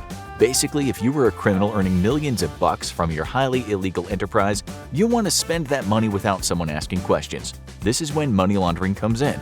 Even smaller drug dealers these days will have a small front business, say a burger restaurant, so it'll look like they earn cash from a legitimate trade. All you have to do is do things that are inflating the prices so it looks like you've earned a legitimate profit. That's the real basic kind of money laundering. But when you're big, you need someone to wash your dirty cash in a complex system. Hence the term laundering. You can't keep all that cash under your bed, and if you want to put it in the bank, you need to make it look as though it was earned through legal enterprise. You first get the money, then you can layer it by doing lots of small global transactions, perhaps buying stocks, or by using a shell company. After that, you integrate the money, meaning the money earned has come back to you to buy things with, but now it looks as if you earned the cash through legal means. Back in the day, the Colombian cartels didn't always use complex schemes. Those were the early days when law enforcement was lax and just about anyone could be bribed. In those days, the cartels would sometimes simply buy gold from Italy. They bought so much that they almost destabilized the price of gold there. The gold would then be smuggled back to Colombia with some bribes on the way, no doubt. Then the cartels would sell the stuff to create legitimate money. Sometimes they simply sold it to Panama, but other times they smelted it and sold it to town mayors in Colombia. Those mayors then sold it to the state, saying that it came from local mines. Many years after Pablo Escobar met his end on a hot tin roof, the Sinaloa cartel would buy gold in the USA. They'd then sell it in the US, where someone would melt it down and sell it for hard cash. In this case, the melting guys in Florida would keep 1% of the earnings, which was still a lot. Sure, it meant falsifying lots of paperwork, but it worked. Well, it did until it didn't. Gold is great for traffickers. In 2020, there were reports that one company based in Dubai was buying large amounts of gold from traffickers, and then that company was selling the gold to large US companies that used the precious substance for certain components and goods. So if you've ever used a product made by Apple, General Motors, or Amazon, and it has gold bits in it, you might have unwittingly helped those cartels. The company in Dubai denied doing it, but the DEA said it transferred tremendous amounts of illicit value through the use of gold as a commodity. The New York Times wrote about a vicious cycle that's been going on for years. The cycle goes drugs, gold, money, drugs, gold, money, and so on. The United States attorney then said that getting the drugs into the US was actually easier than getting the money out. You should know that when a large sum of money appears in a bank account, it can set off alarm bells. There was a guy in the UK who made a ton of cash from investing in virtual currencies, and then one day he found out that his account had been closed due to a flag of suspicious activity. He almost had a heart attack, but the bank hadn't taken the money. They gave him a check, and in the end, he just had to go do his banking elsewhere. The tide of drugs and drug money never ends. It might get slightly interrupted, but the drug war is possibly the best example of Sisyphus pushing that ball of rock up a hill for an eternity. That's why drug traffickers have to keep evolving their laundering schemes, just as the man you know as El Chapo did. While El Chapo was in his prime, he used an ingenious method to fly under the radar. A man named Hernan Botero Moreno came up with the idea of depositing less than $10,000 at a time and got the name Papa Smurf, hence the term smurfing. He'd get what has been described as an army of smurfs to deposit drug money in banks, but to avoid the bank issuing a suspicious activity report, the amount of cash was always under $10,000. Cute. But even with an army of people, it's not really that effective when you're talking about millions upon millions of dollars. El Chapo had many other tricks up his sleeves too. He'd do what's called trade-based money laundering, meaning he'd simply buy goods from companies with his drug money and sell the goods in Mexico for pesos. We're talking about a lot of goods. This can mean a company will knowingly take illicit cash, or if they're unaware that they're dealing with extremely dodgy people. What the authorities will be doing meanwhile is looking for companies that have suddenly started selling way more than they did previously, or perhaps companies that have historically used money transfers but then suddenly changed to using large sums of cash instead. Let's give you a real example. El Chapo for a while was buying large amounts of clothes in LA's fashion district, and some of those sellers were not reporting their transactions. This went on for a while, with El Chapo selling the clothes in Mexico. It only came undone because US banks started becoming suspicious when they saw the accounts of some of those sellers. But wouldn't you do the same given the opportunity? A cartel buying your goods in bulk can be a really good way of making money. So while this is a lot easier than you might have thought, the Cali and Medellin cartels used to do something even simpler. They used check cashing stores in New York City to get the money back to Colombia. And while you might think it wasn't that efficient, they sent $800 million back through this scheme before it was exposed. Banks can help too. When the cartel started making ridiculous amounts of money, they started putting it in banks in Miami, which led to alarm sounding after a while. The Federal Reserve Bank in Florida had a $5.5 billion cash surplus when all over the country there was a cash deficit. It turned out the banks involved were taking massive lump sums of cash and asking for very little documentation. They were found out through something called Operation Greenback. But don't go thinking that just because banks had been busted in the past, other banks didn't take huge amounts of cartel cash later. In 2006, a DC-9 jet landed down in Mexico where there was a bunch of soldiers waiting for it. When they checked the contents of the plane, they found around $100 million of cocaine. That was hardly a big deal. What was a big deal, though, was the evidence in the plane that showed the Sinaloa cartel had been laundering billions of bucks through a U.S. bank. That bank was the Wachovia Bank, which would later become part of Wells Fargo. No one at the bank ever went to prison for the crime, although forfeiture and a fine in 2010 meant that the bank had to give the authorities a total of $160 million. That wasn't much, actually only 2% of the $12.3 billion the bank made in 2009. It's not as if the bank was friends with the cartels, or at least we don't think that was the case, but as the US media said, it showed a blatant disregard for our banking laws. The money was just too good.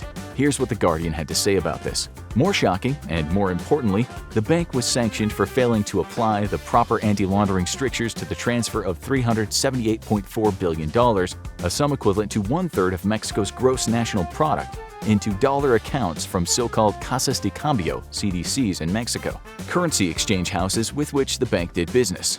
In this case, an English bloke working at the bank, Martin Woods, had spotted the suspicious accounts, but when he told his superiors something sketchy was happening, he got in trouble. He later took the bank to court and won a settlement for the unfair dismissal. He said of the bank's dealings with the cartels, "These are the proceeds of murder and misery in Mexico and of drugs sold around the world, but no one goes to jail." And don't go thinking other banks didn't do it. With relatively small penalties and massive profits to make, you'd be a fool not to get involved. That usually just means turning a billion blind eyes. In fact, banks have been called the financial wing of the cartels. They're almost silent partners. In the words of Bob Dylan, steal a little, they throw you in jail. Steal a lot, and they make you a king. Ask the British investment bank HSBC, which not that long ago was down on its knees saying, sorry guys, sorry, bad form, old chap." That's because it was doing business with the largest drug cartel in the world, and the bosses, it seemed, had given the accounts the blind eye treatment. It was obvious that was cartel money, that's for sure. This was Wachovia Part 2, a bank, by the way, that monitored $376 billion of dodgy cartel cash. It's a lot of money going through your bank from people who sometimes do business with chainsaws and a pair of pliers. HSBC let $670 billion of cartel cash go through its systems without being monitored. The cartels even had special boxes made where they could dump huge amounts of cash right at the teller windows at HSBC outlets in Mexico. It ended up paying $1.256 billion in forfeiture, as well as another $665 million. Where exactly all that money goes depends on various factors, but it usually just goes back to law enforcement, we guess, so they can carry on fighting the war on drugs. Sisyphus gets some new shoes, and he needs them. The war on drugs cost the U.S. $51 billion per year and has cost well over $1 trillion over 50 years, although most of that money comes from the taxpayer. Anyway, you can't really beat having banks handle your cash and not ask questions. It's akin to the cops helping you get away with murder. And the best thing is, if you're a banker, you're too big to go to jail. A former federal agent said it really bursts people's bubbles who think money laundering is always super complex. It sometimes isn't. That guy said in an interview, it's so simple, it's so unsophisticated. That is what to me is the most disturbing part of this. These guys are not even trying that hard. Take, for example, of the drug cartel that goes by the name of Los Zetas. They had a scheme in which they bought racing horses and used the profits to launder through the Bank of America. In this case, a U.S. man connected to the gang did the banking.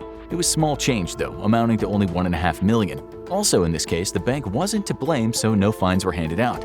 The thing with banks is they can say that they didn't know what was going on, but sometimes they really don't. That's why cartels will look for weak spots, meaning banks in some countries that don't have the highest grade mechanisms in place to spot suspicious movements of money. It goes without saying that the cartels are still doing it today. Sometimes they do what rich folks do who make their money legally, that is, store the money offshore where it can't be taxed. Regular companies do this by exploiting loopholes in the law, with royalty, big business, celebrities, and politicians getting in on the act. A modern example of this is in the case of a Mexican boss named Rafael Caro Quintero, whose incredibly expensive mansion was bought through an offshore account. By using such ghost accounts, the cartels can layer the money through many transactions. Some Chinese businessmen are in on the deal too, due to it being a vast country with massive and intricate industries. The US media reports that China is actually the go-to place these days for cartels, where money laundering is said to be a complex issue. It was reported in one recent case that a large network of Chinese nationals were taking the drug money from the cartels by picking up large sums of it, often in the US. Then laundering was trade-based laundering that we talked about earlier, where the buying of goods is the name of the game. Just make it look like you're buying big from a business in China, and that company will do a bit of what's called trade misinvoicing, and everyone's a winner. Not long ago, a Chinese national was arrested in the US for doing something called a mirror swap with the cartels. In this case, the broker took the drug money and then transferred that same amount of Chinese currency in their Chinese bank to a Chinese launderer. Money got swapped. And how did the US authorities track Chinese money? Not easily. The Chinese person who was caught in the act was under surveillance, with the FBI hearing tapped telephone calls of the guy saying he was really worried about getting ripped off or even killed. He was handed $3 million over some time, which he had to send to someone else in China. He took a 3% commission. He probably shouldn't have worried about being killed, since a good money launderer is a hot property. Some of the stranger ways to launder your cash is something you might have already thought about when you imagined becoming a criminal. What if you simply opened an account with an online gambling platform? That way you could keep the cash there and get it out using a variety of payment methods. You could also take the risk of gambling, but only bet on safer kinds of bets, such as what people sometimes call sure winners. Criminals have often used casinos in a similar way. Again, it's very basic. You go into a casino, you buy a large number of chips, then you play a bit and cash them in. This has been happening at casinos for years. As you have a receipt from the casino, it looks like you have clean money. Just in 2021, the media reported that a Chinese gang of launderers had been busted for cleaning millions of drug money for the cartels. They did some trade laundering, but they also sent money to a Chinese businessman who'd opened his own casino in Guatemala City. You can be sure having a casino working with you is an excellent way to get rid of your cash. In fact, many of the most recent reports feature Chinese nationals using casinos and also cryptocurrency to help the cartels clean their hard-earned blood money. When you purchase crypto, you do so with an identifying number, but you don't have to give your full name. Even though the blockchain where the transaction's recorded is there for the authorities to see, it's hard for them to track back the cash to a cartel. The criminals could have lots of accounts with different kinds of currencies, and they also use Smurfs in the virtual world to handle their money. It's thought that the cartels have used cryptocurrencies to buy certain chemicals needed to make synthetic drugs made by Chinese companies. The word on the street is the cartels have moved around $3 billion through Chinese crypto exchanges, accounting for 50% of the crypto money they have. That analysis was from 2019, but you can be sure that this new way of laundering has taken off a lot more since then. The drug trade likely seems even more enticing than it did in the past, so we very much doubt that Sisyphus is going to retire anytime soon. As things stand, his sentence is still eternity. What does it take to become a billionaire? Some have done it with social media, online shopping, and electric cars. But there are a lot more billionaires you definitely haven't heard of, and you won't believe how they made their fortunes. Giovanni Ferrero is an unlikely candidate for the richest man in Italy, and he picked up that title when his brother passed away in 2011. He's become the sole heir to Ferrero S.p.A., a multinational chocolate and confectionery company. It's best known for those little wrapped Ferrero Rocher balls, a flaky candy filled with bits of hazelnut that your aunt probably gave you when she came back from Europe. So how does it translate into a net worth of $35 billion? Ferrero makes another product that's not as associated with it, the chocolate and hazelnut spread Nutella, a favorite around the world. And that's a lot of nuts and a lot of dough. You've definitely not heard of the next billionaire on our list, especially if you don't live in India. Gautam Adani isn't just one of the richest men in Asia with a net worth of $93 billion. He's one of the few on this list who didn't inherit his wealth. His father was a textile merchant, he dropped out of school, and went to work for his brother in the plastics unit. That gave him connections to the export-import industry, and he founded the Adani Group in 1988. It's now a multinational corporation that designs ports around the world and has holdings in energy, agriculture, and aerospace. He's the majority owner of India's second-largest airport and was even the subject of a kidnap ransom plot in 1998. Another one of our self-made billionaires made their fortune off what might be the cheapest but most important thing on Earth. It might be surprising, but Zhang Shanshan made his fortune by innovating the bottled water market in China. While he has pharmaceutical holdings, his biggest money stream is beverages. In China, distilled water was the most common choice, so he made a risky move when he stopped removing natural minerals from his bottled water. This led Nongfu Spring to become one of the world's largest beverage companies, even beating out soda powerhouses in the Asian nation. The notoriously reclusive Zhang saw his net worth skyrocket to over $60 billion when the company went public in 2020, making him the richest man in China. Sometimes you don't even need to innovate to become a billionaire. All it takes is being in the right place at the right time.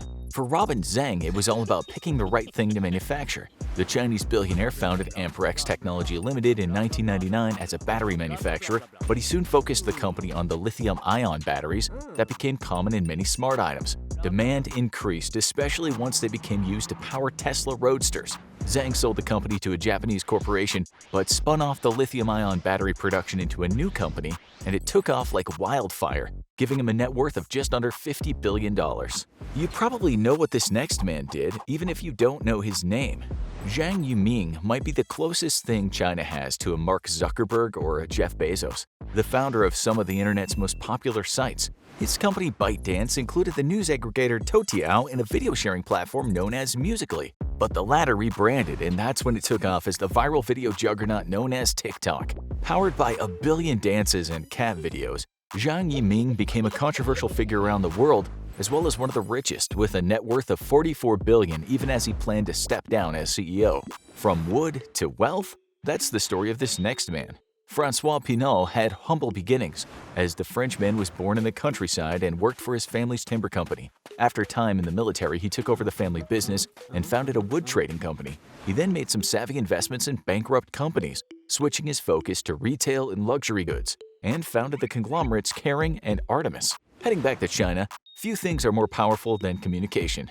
Ma Huateng runs Tencent, Asia's most valuable company. It's not hard to see why. The tech powerhouse is all over the map. He has holdings in investments, gaming, and entertainment around the world. But his biggest asset is in the instant messaging service WeChat, which lets people from across China reach each other in seconds. With many Western messaging sites banned in the country, WeChat is critical and briefly made Ma Huateng one of the 10 richest men in the world. He's fallen out of that list, but his net worth of $46 billion still makes him a force to be reckoned with in the billionaire world, one that consistently avoids the spotlight. Other billionaires made their fortune by providing something more vital than entertainment. Why does everyone love Aldi so much? The discount German grocery store is known for its no-frills surface, including making you put a quarter in to rent a shopping cart. Checkout lines are long, the stores are small, and the prices stay low, and that's turned the company into a massive powerhouse. The current managers of the family trust, siblings Kark Albrecht and B.D. Heister, have kept their father's business going strong and currently have net worths of over $14 billion each. That's a ton of canned goods. And they're not the only Teutonic titans on the list. Kuehne & Nagel International has been a powerful transport and logistics company based in Switzerland for over 100 years, and it's evolved from a freight shipping company to one with holdings around the world. It handles transport for major companies by land and sea on multiple continents and runs mass events like the Rugby League World Cup. And at the helm is Klaus Michael Kuehne, the third-generation majority owner who has aggressively expanded the company. It's paid off, giving him a net worth of $36 billion, making him the richest man in Germany. When people need something, supplying it is a great way to get rich. If you need glasses in Italy, really, there's only one name on most people's lips: Luxottica. You might not have heard their name, but the odds are you've bought their goods, because they own all of LensCrafters, Sunglass Hut, Pearl Vision, Target Optical, and Glasses.com. Their founder and chairman, Leonardo Del Vecchio, has largely cornered the glasses and frames market around the world, and neither he nor the company is flashy about it. With a net worth of $26 billion, he's the second richest man in Italy, and very happy to let you wear his goods without making him a household name. Our next billionaire shows that there's no age limit to becoming a successful businessman. In Hong Kong, there's one man who rises above them all, Li Shaoqi, a powerful real estate magnate and philanthropist. He manages hotels and restaurants around the Chinese region. He was briefly the fourth wealthiest person in the world in 1997, and then his empire was upended as China took over the former British holding. That meant a new way of doing business and a new bureaucracy to contend with. Li Shaoqi persevered and currently has a net worth of $33 billion. He retired from an active role in his company in 2019. About time, since he had just turned 91 years old. Jumping over from Asia to the Americas, we discover another influential billionaire. David Thompson, 3rd Baron Thompson of Fleet, it's a mouthful, and the Canadian media magnate inherited a powerful empire from his father in 2006. Though there was some controversy upon his ascension to the role, he proved himself in a big way when he acquired the international media company Reuters and merged it with the Thompson Company. While he's not a household name, he is known for his love of art and has taken advantage of his net worth of $45 billion, the largest in Canada, to build an underground art gallery at his home. Nobody truly knows the value of his collection, but we do know that he has a tendency to pay a lot of money for art. He purchased his most expensive piece, The Massacre of the Innocents, at a price of $76.7 million. In some cases, these billionaires had to work much harder to make it onto the list.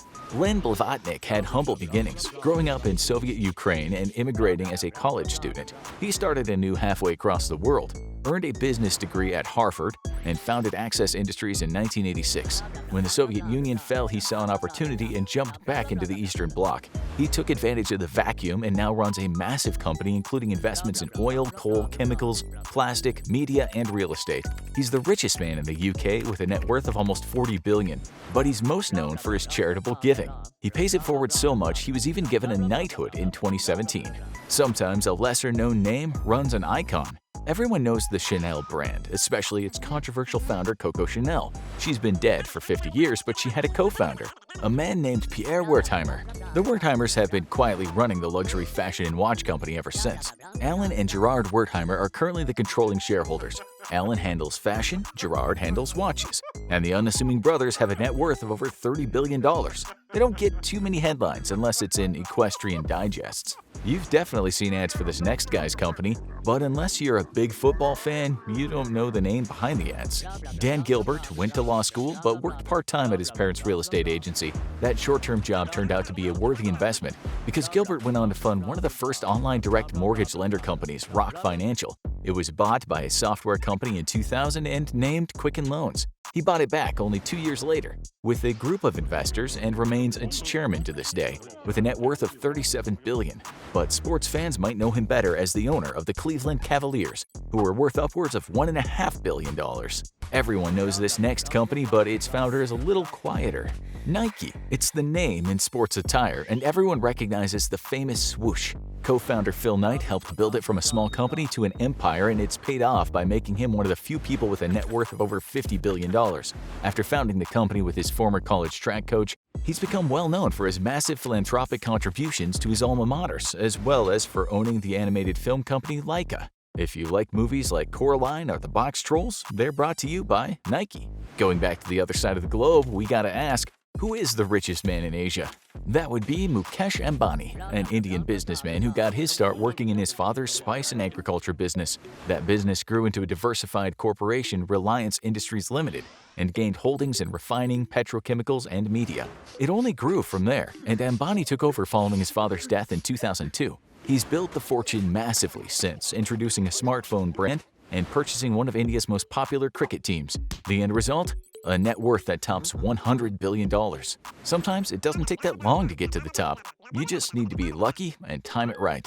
Sam Bankman-Fried was born in 1992 when many of his companies on the Billionaires list were already at the top of his game. He had a normal upbringing, being raised by 2 law professors, but he gained an interest that would send him on a wild ride: cryptocurrency. He's now the founder and CEO of the cryptocurrency exchange FTX, running it out of the Bahamas. His net worth of $26 billion makes him the richest person in their 20s, and he's known for giving 1% of all the company's revenue to charity. But as volatile as crypto can be, people will wonder how long he'll stay on top. Who's the richest woman in the world? Everyone knew Liliane Bettencourt, the French heiress and businesswoman who was one of the leading shareholders of L'Oreal. But the cosmetics magnate died in 2017, and the title of world's richest woman was passed on to her daughter, Françoise Bettencourt Myers. She had a tense relationship with her mother before her death, even suing her in 2008. Since she inherited the title of the world's richest woman, with an estimated wealth of $94 billion, she's become known for her philanthropy, giving $250 million to rebuild the Notre Dame Cathedral. But not all billionaires are worth celebrating. How rich is Dawood Ibrahim? No one knows, but the notorious Indian criminal is believed to be a billionaire. Wanted around the world for drug trafficking, murder, terrorism, and other crimes, he's believed to be the mastermind behind a series of explosions in Mumbai in 1993. He might have started out as a small-time criminal in the 1970s, but he is now believed to have one of the biggest cash stockpiles for a criminal since the notorious Pablo Escobar. But if you're looking to ask him for the secrets to his success, good luck. No one knows where to find him. We still haven't looked at the true richest men in the world. When thinking about the richest men in the world, the likes of Bezos, Musk, and Gates come to mind, right? But are they really the richest men in the world?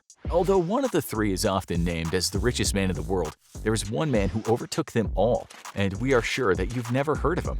That would be Bernard Arnault, the French businessman and investor who serves as chairman of the parent company of Louis Vuitton. The luxury goods company is a powerhouse, but you don't get to challenge tech titans on fashion brands alone. Arnault is known for his savvy investments and love of collecting fine art, and has slowly built his fortune into a staggering $188 billion, enough to put him at number 3 on the charts right now, and even briefly holding the number 1 slot. Who's next? The odds are you might not have heard their name yet. On April 6, 2015, Reuters reported that a London hedge fund created a computer bot to read 100 million tweets a week and determine whether they had a positive or negative outlook on the world. If the overall sentiment was positive, the fund would buy stocks. If it was negative, it would bet on stocks going down. The idea was terrible, and according to Fortune magazine, the fund crashed and burned within 2 years. The experiment begs a question. Is it possible to predict the markets? Is market investing straight up luck, or is there skill involved? Today we'll find out. In this episode of the Infographic Show, people who lost millions or billions in seconds. Almost everybody has a complicated relationship with cash. It's the number one reason for divorce in the early stages of marriage, and the number one stress motivator for most people. Money troubles can lead to mental health problems, such as depression, and physical problems, such as stress and heart conditions. Psychologists have identified several types of money disorders and behaviors, including money avoidance disorders, underspending and risk avoidance, financial denial, avoiding looking at the bank statement, financial rejection, feeling guilt when in receipt of money, hoarding, hiding and accumulating money, and the self-explanatory money worshipping disorder. Those who suffer from the latter disorder often experience financial flashpoints, painful and distressing life events involving cash. These often dramatic fiscal life events become the foundation of our financial struggles. And this is what we will be looking at today. People who have lost large sums of money in a very short space of time. Perhaps the most natural environment to observe folks who appear driven to lose all their cash is the casino.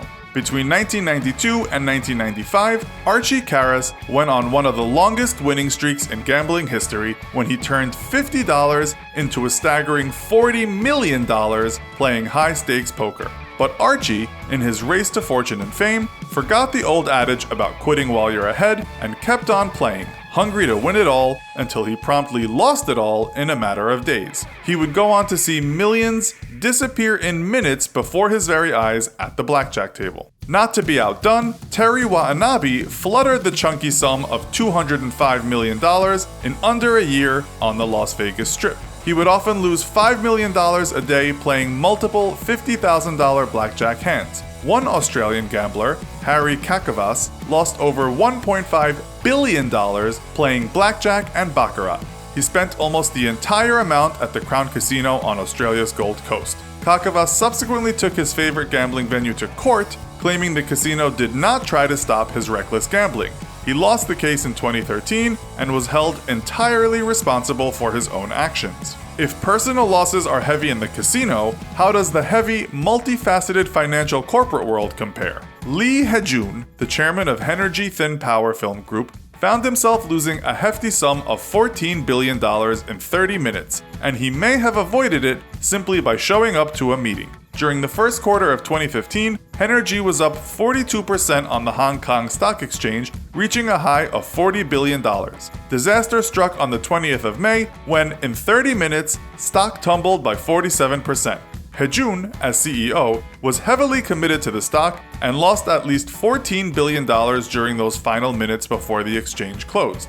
Why did the stock crash? Nobody is quite sure, but some speculated that Hejun himself is responsible for not showing up at the annual shareholders meeting and thus sending out a negative vibe to new trading connections. If this was the case, Lee Hejun surely must be kicking himself for not stepping into that particular meeting and sinking $14 billion into the hole. Joel Iffergan from Quebec narrowly missed out on a $2.4 million lottery jackpot because his winning ticket was printed out 7 seconds too late. Iffergan took the case to court where the judge dismissed the unlucky punter, even though Iffergan was only claiming half the winnings. Here's what happened.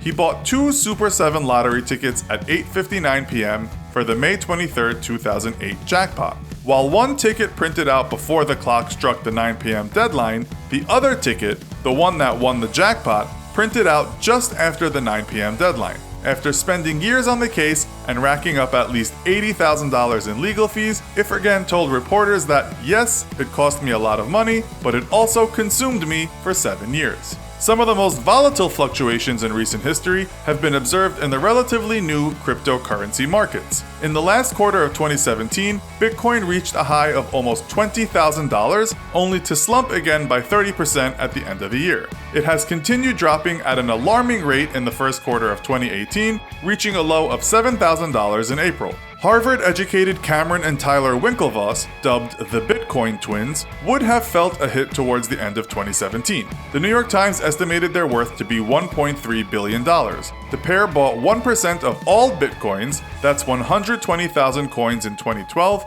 when one coin cost less than $10. Those coins would have been worth $3.6 billion last year, but now only $840 million.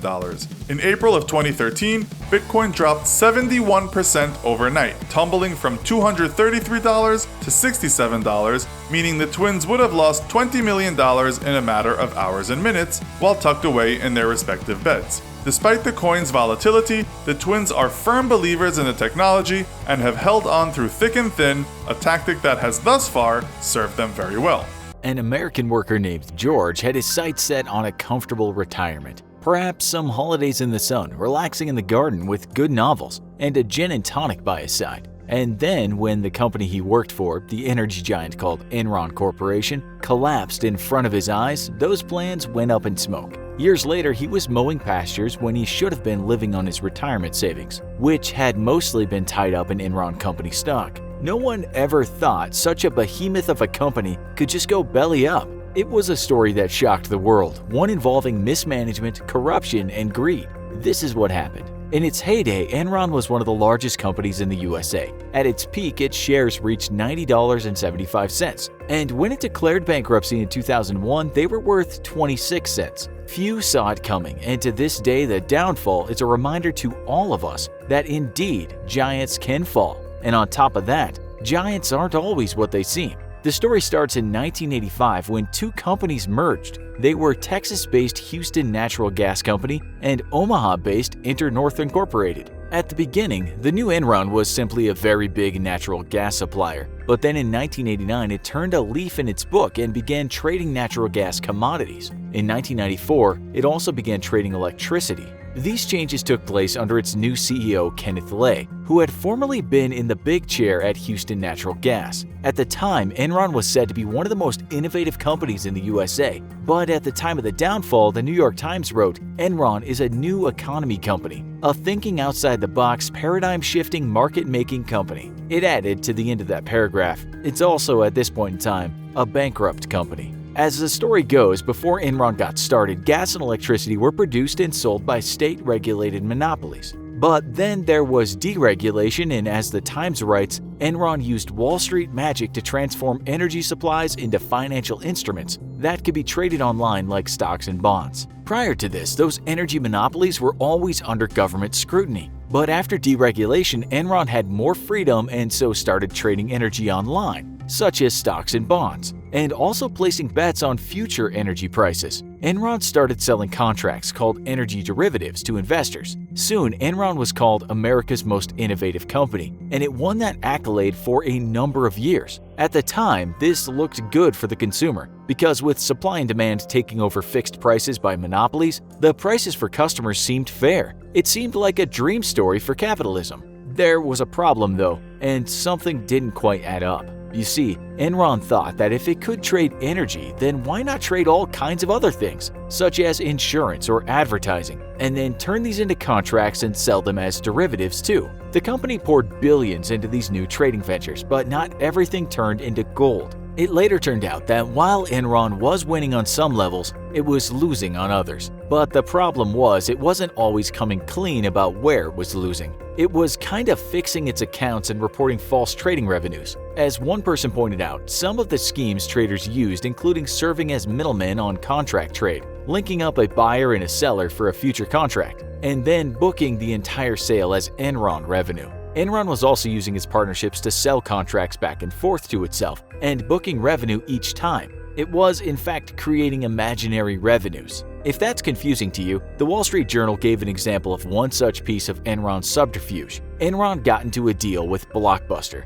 those guys whose stores you go into in the past and rent out a movie. The new deal with Blockbuster was to do this online, but it didn't work out, and in 8 months the business was a total flop. While this was going on, Enron had made a deal with a Canadian bank. If the bank loaned Enron $115 million, Enron would then hand over its video deal profits for the first 10 years to the bank. As you know, Enron made no cash from this online video renting business with Blockbuster, but it still wrote the $115 million down as part of its revenue, not a massive loss. The Canadian bank was owed money, but on paper things didn't look bad for Enron. According to the New York Times, Enron did a fair bit of shady accounting, and still Wall Street bankers at JP Morgan and others were gung-ho about the company and its stock. Some people, however, began to smell a rat. The thing was, Enron was also seen as a fairy tale winner in the years when deregulation and online trading, embodied by a get-rich-quick culture, were admired by everyone. Leave the innovators alone, this is the future.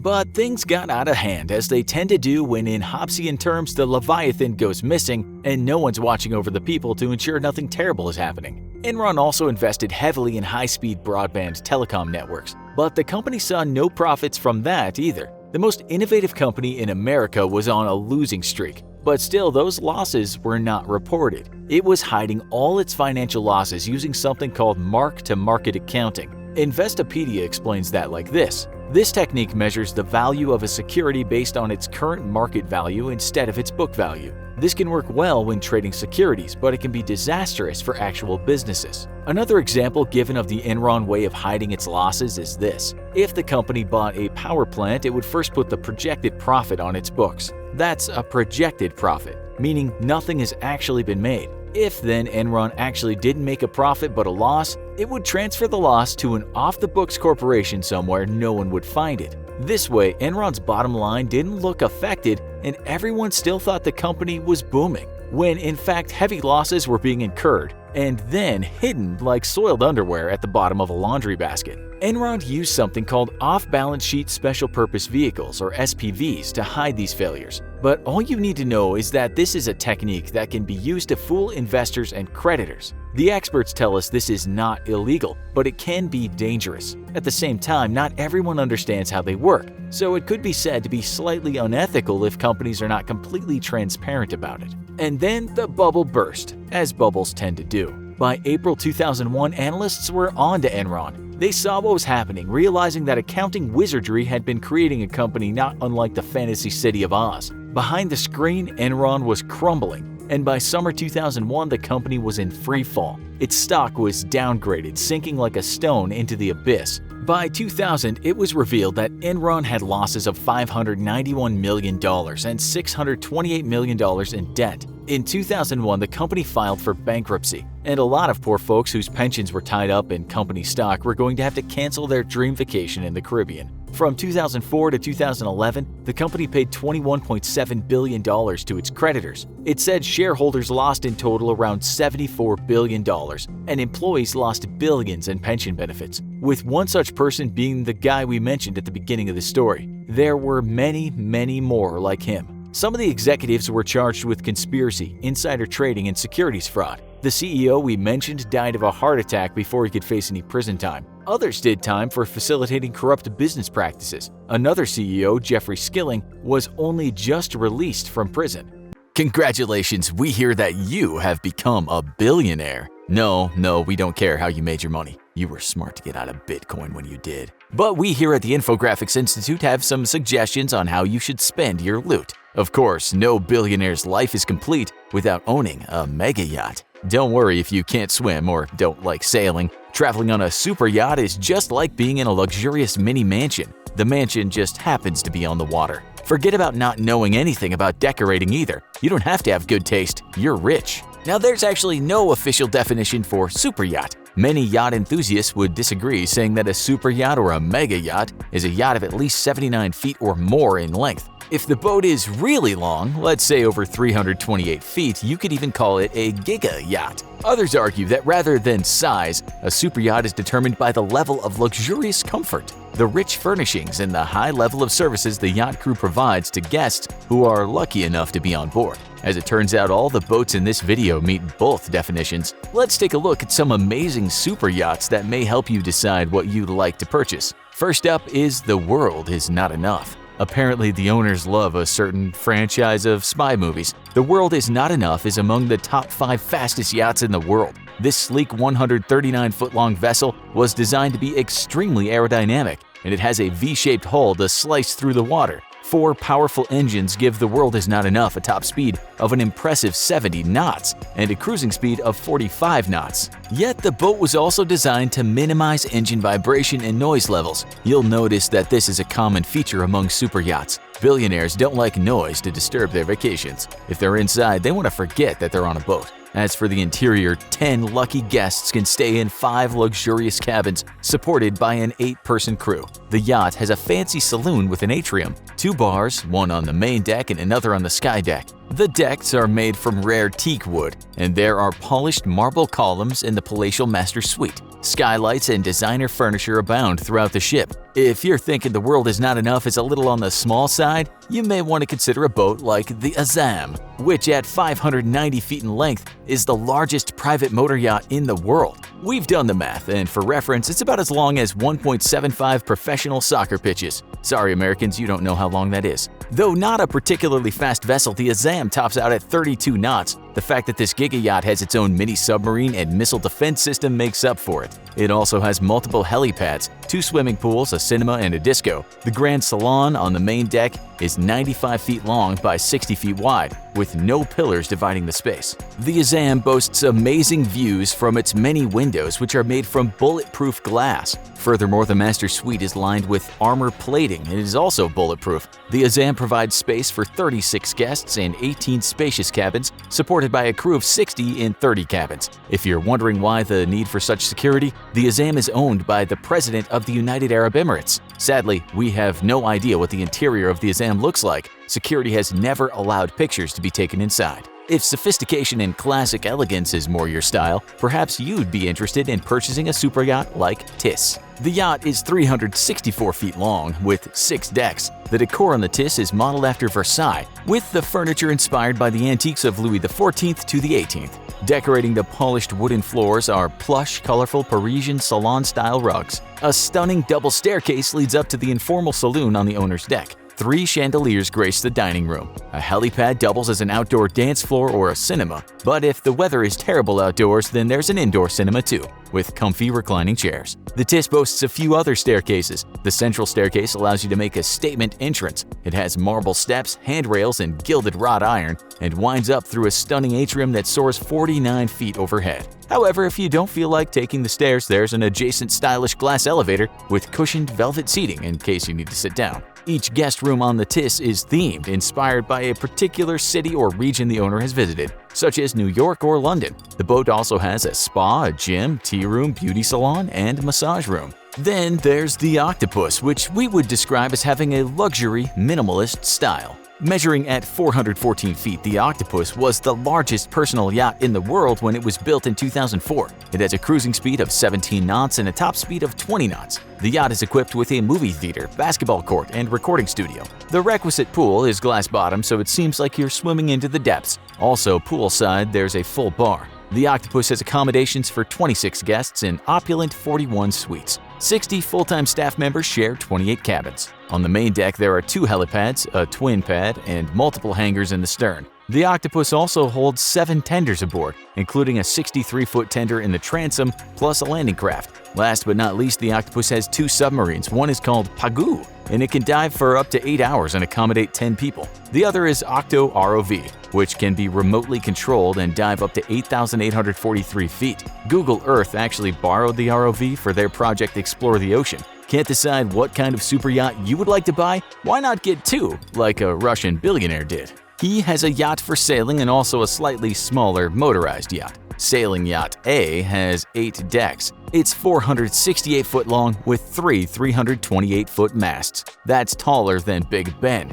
and it can travel at up to 21 knots, and its cruising speed is 16 knots. In addition to several helipads, a submarine, several luxury tender boats, and elevators to help guests move around the Giga Yacht, Sailing Yacht A features 3 separate spa pools with current-generating technology and a glass underwater observation area located in the keel. We're pretty sure Sailing Yacht A has some fancy furnishings, but unfortunately, we don't know for sure. The intensely private owner hasn't allowed the media on the boat. However, from a distance, a photographer managed to snap a picture of a chair in the shape of a giant head near what appeared to be a bar and a dining area. The owner's second boat, Motor Yacht A, is a little smaller at 394 feet and was designed to look like a surfacing submarine. Powered by 2 diesel engines, the yacht has a top speed of 23 knots and a cruising speed of 19.5 knots. Motor Yacht A's decor is dominated by mirrors, baccarat crystal, and unique animal skin wall coverings, such as a bedroom covered in white stingray hide. The master suite has serious security.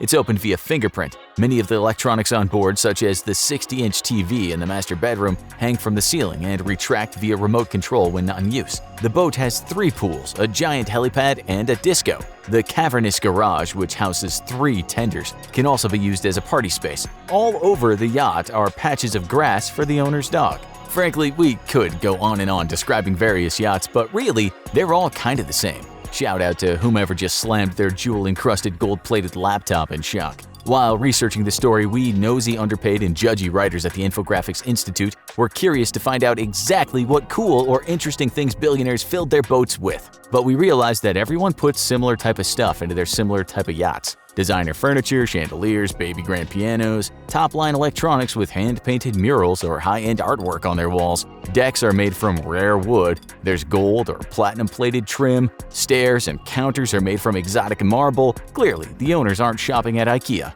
While amenities vary from yacht to yacht, the types of amenities are the same too. Pools, sometimes multiple pools, gotta have both saltwater and infinity, jacuzzis, spas, elevators, huge grand salons, movie theaters, gaming rooms complete with ping pong and pool tables, discos, basically anything you might find at a 5-star hotel. That includes an impeccably trained crew, whose job it is to fulfill any whim you might have, day or night. Yawn. I'm not saying that any of the infographics staff would turn down a chance to stay aboard a super yacht, of course we wouldn't, but a big discussion ensued as to what we would put on our own super yachts if we were rich enough to own one. Obviously, whatever you get is for the purpose of impressing other billionaires. It totally is. Hear us out. Ultimately, owning a super yacht is for impressing other people who also own super yachts or are capable of owning super yachts. Sure, it's fun to vacation on one, but really, super yachts are for sailing to the French Riviera or off the coast of Italy and holding fancy parties while being moored in the harbor. You invite your wealthy and A-list friends over to impress them. Perhaps you mount some of your family's expensive art collection aboard so your friends can admire your Picasso or Degas over cocktails. Or you hire a pop star to entertain your guests, such as Lenny Kravitz performing at the Motor Yacht A's owner's 3rd wedding anniversary bash in 2008. You impress your wealthy friends with your super yacht. Then they become inspired to go purchase super yachts of their own so they can outdo you and each other. The circle of life continues. After much debate, we narrowed down the list of things infographic writers would have on their super yachts to a top 5. Aside from the usual fancy stuff, we think if you're buying a super yacht, you should have number 5, a go-kart racing track that loops the length of the ship. Number 4, a zoo, basically creating Noah's Ark. Number 3, a huge aquarium with sharks and lasers attached to their freaking heads. Number 2, indoor ski slope. And number 1, a treasure room for swimming through gold coins, like a certain wealthy duck. Paying off student debt, carving out a career, and working out strange new business and personal relationships. That's pretty much how most 20 and 30-somethings balance their time. But some of us, it appears, are more than a little driven by the big bucks at a much earlier age. In 1987, Bill Gates, at 31 years of age, became a self-made billionaire.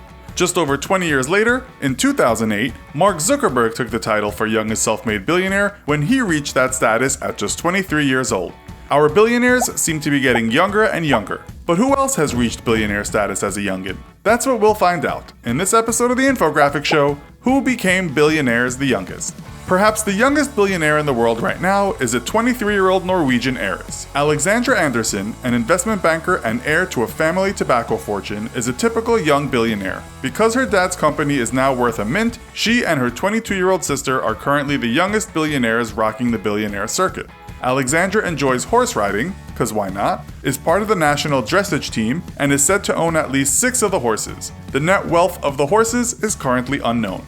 But not all young billionaires inherited their fortunes. The aforementioned Mark Zuckerberg was just 23 years old when Facebook exploded from his college dormitory and into the world's biggest social network website. Even after taking a hit after flotation, Zuckerberg is still worth something around the staggering $72 billion mark, not bad for a lad who has yet to hit 35 years of age. The slightly older co-founder of Napster, Sean Parker, was an early mentor to Mark Zuckerberg and an early investor in Spotify and other startup companies. He's currently amassed more than $2 billion to his name and reached billionaire status in 2005 at the ripe old age of 26. Parker proves that having a finger in many tech pies is the best way forward to amass a fortune in your early years. Since 2005, Parker has been an active donor to cancer research and has pledged a $5 million grant to create an immunotherapy dream team to help control and prevent the disease. Snapchat co-founder Evan Spiegel became a billionaire in 2015 at the age of 25, making him one of the youngest self-made billionaires. He's now worth just double that at $2.1 billion. Snapchat is a photo messaging service that exchanges temporary photos between friends and was valued at $10 billion in 2014. Representing China, Wang Yu became a billionaire at the age of 29 through development of online and mobile gaming. Wang, formerly of 51.com, has built King.net into a leading online and mobile game service and also runs a popular mobile phone application. Meanwhile, Larry Page earned his first billion in 2004 at the age of 30, making Google's co-founder one of the youngest to first hit the billion-dollar sweet spot. Today, Larry is estimated to be worth around $35 billion, according to, you guessed it, Google. Lucas Walton, son of Walmart founder Sam, inherited a sizable sum of the estate following his father's death, making John, at age 31, a young billionaire who got his money the old-fashioned way, through inheritance. The fortune was thought to have been left to his mom, Christy Walton, but recent news indicates Lucas was the main beneficiary of the Walmart billions. Lucky him. 2015's richest man, the above-mentioned Bill Gates, had his first billion netted by the age of 31, which makes him one of the groundbreaking pioneers of the get-rich tech-savvy brigade. Today, Gates is worth around $91.2 billion and is still going strong. But things weren't always so rosy. The Microsoft founder was said to have memorized employees' license plate numbers to monitor their comings and goings to and from the office in his earlier years as Microsoft boss, but has admitted when the company became a certain size, he had to loosen up a little. Representing the energy sector, Scott Duncan, age 34, is worth over $5.5 billion after he began the pipeline company Enterprise Pipelines with inherited money. While the energy sector has been taken over by the tech industry in terms of young billionaires, let us not forget that there is still plenty of old money in oil and gas. Duncan is a young gun in an old man's game.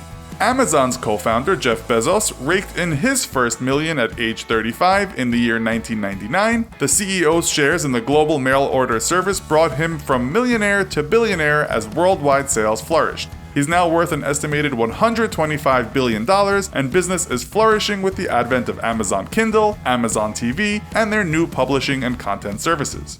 Nathan Blekarczyk is a 34-year-old billionaire worth almost 4 big ones. He co-founded and has a 13% stake in Airbnb, the international company that is taking on traditional hotel chains and the hospitality industry around the world, showing us yet again that the tech world is infiltrating all business sectors with increasing and escalating success stories for the well-heeled young. And back to tech companies, Mark Cuban sold his first company, Micro Solutions, to make him a millionaire, and then sold his second, Broadcast.com, at the age of 40 years old, making him his first billion in 1998. Last of all, and perhaps the granddaddy of the modern-day billionaire boys club, is Sir Richard Branson, who didn't earn his first $1 billion until he'd reached the comparatively wise old age of 41. Thanks to the success of his many companies, the Virgin Group CEO is now worth approximately $5 billion, and Sir Richard, along with Bill Gates and new boy on the block Mark Zuckerberg, have paved the way for many billionaires to follow in their trailblazed paths. Ever dream of having $1 billion so that you never have to worry about money again? Well, turns out it's surprisingly easy to spend that money if you really want to, and fast. On what, you might ask? Well, we traveled around the world to see what we could get for that whole billion. Let's just start our journey by seeing where billionaires live. According to Forbes magazine in 2021, there were 2,755 billionaires around the world, so getting a head count is relatively easy. The country with the most billionaires is the United States, with 724 billionaires residing on its land, including the most famous and richest one, Elon Musk.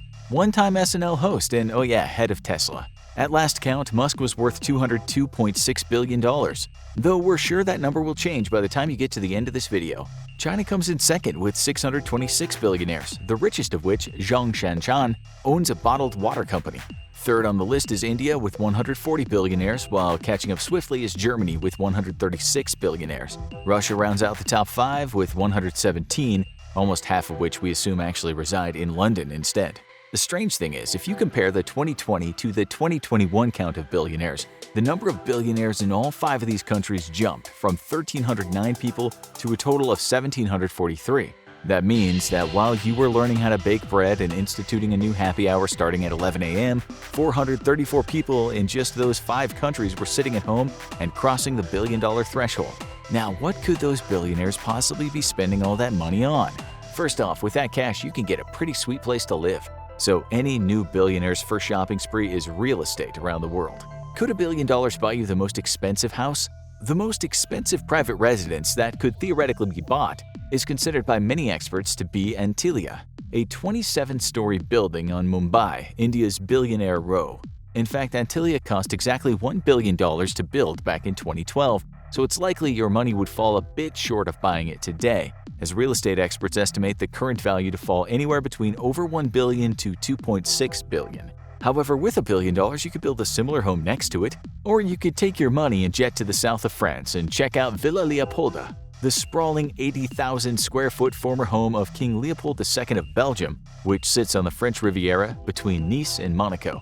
The current house's estimated value is a whopping $750 million, so you could buy it and still have money left over to refurbish the place. Plus, we assume hire the 100-plus servants needed to run it, as the swimming pool and gardens alone require 50 gardeners to maintain.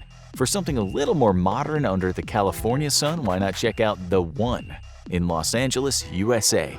Perched atop a hill in Bel Air, the home has 9 bedrooms, a 50-seat theater, a bowling alley, a nightclub, and generally enough amenities for a small town. The price? Although originally listed at $500 million, when the house finally came up for auction, it sold for only $126 million, which means that some billionaire just got the deal of the century. But whether you live in The One or a normal house like the rest of us, there's still one thing you have in common with the billionaire homeowner. You absolutely must get home insurance, and for that, Lemonade is a choice that's hard to beat. Lemonade is doing what no other insurance company has ever done before. They're making insurance not, suck. Lemonade Homeowners Insurance covers you in case of fire, water damage, and even acts of God. So if lava suddenly starts raining down from the sky, you'll be covered. And it's not just your home, but the stuff inside your home as well, protecting you against theft or damage. I recently started a new policy with Lemonade with their smart AI-powered service, and I was up and running in no time. They even took care of switching me from my old policy, which made me feel like a billionaire. There were no phone calls with agents or hours spent cataloging stuff. Lemonade has been named the best insurance company in the US by Forbes, US News, ClearSurance, and is backed by all the major lenders. They also have a 4.9 out of 5 rating in the iOS and Google Play app stores and over 50,000 reviews from people like you. So what are you waiting for? Go join the millions of happy customers who trust their homes and possessions to Lemonade. Policies start at just $25 per month, so go to the speciallemonade.com link in the description and start protecting the most important things in your life today. And with all that extra money, can someone say super yacht? With Lemonade, your home will be safe while you're gone. After all, you have so much money to explore the whole world now. So why not buy a super yacht and take your home around the world? The 509-foot mega yacht Street of Monaco costs almost exactly $1 billion. It includes a go-kart circuit, 3 swimming pools, a helipad, mini submarine, and a mini waterfall. Shockingly, there are 2 yachts in the world that are actually more expensive than this one. Roman Abramovich's Eclipse at a value of $1.5 billion, and the History Supreme, which comes in at a jaw-dropping $4.8 billion. Even though History Supreme is only 100 feet long, it is built from 10,000 kilograms of gold and platinum, which is the reason for the insanely high price. No word on how seaworthy a platinum-built vessel is, which perhaps makes History Supreme even less appealing. If you want to zip around the world a bit faster, perhaps invest in a private jet, like Saudi Prince Al Walid's personal Airbus A380. For just $500 million, this long-haul commercial airplane was converted to a super-luxe private jet, which now includes some expected in-flight necessities, such as an onboard spa, a personal stadium, a space for the prince's Rolls Royces, as well as a stable for his various horses and camels. With $1 billion, you could not only buy the place, but you could afford to crew it and gas it up for a considerable amount of time as well. Not to mention, you wouldn't have to worry about any paperwork and extra fees to bring your pet on board, with a whole stable at your disposal. After a few living spaces around the world have been acquired, the next question on every billionaire's mind is what decor to get. After all, a super rich space needs exquisite taste to be decorated properly. In this case, you can't go wrong with the classics, so why not pick up an original Da Vinci like Salvator Mundi, which sold for $450.3 million in November of 2017 at Christie's in New York. Oh, that's right, you won't find it there anymore because currently the painting is owned by the Crown Prince of Saudi Arabia, Mohammed bin Salman. Painted somewhere between 1490 and 1519 by one of the most famous artists in history, Salvator Mundi has been deemed the most expensive painting ever sold. With $1 billion in their pocket, a buyer could theoretically acquire 2 of them.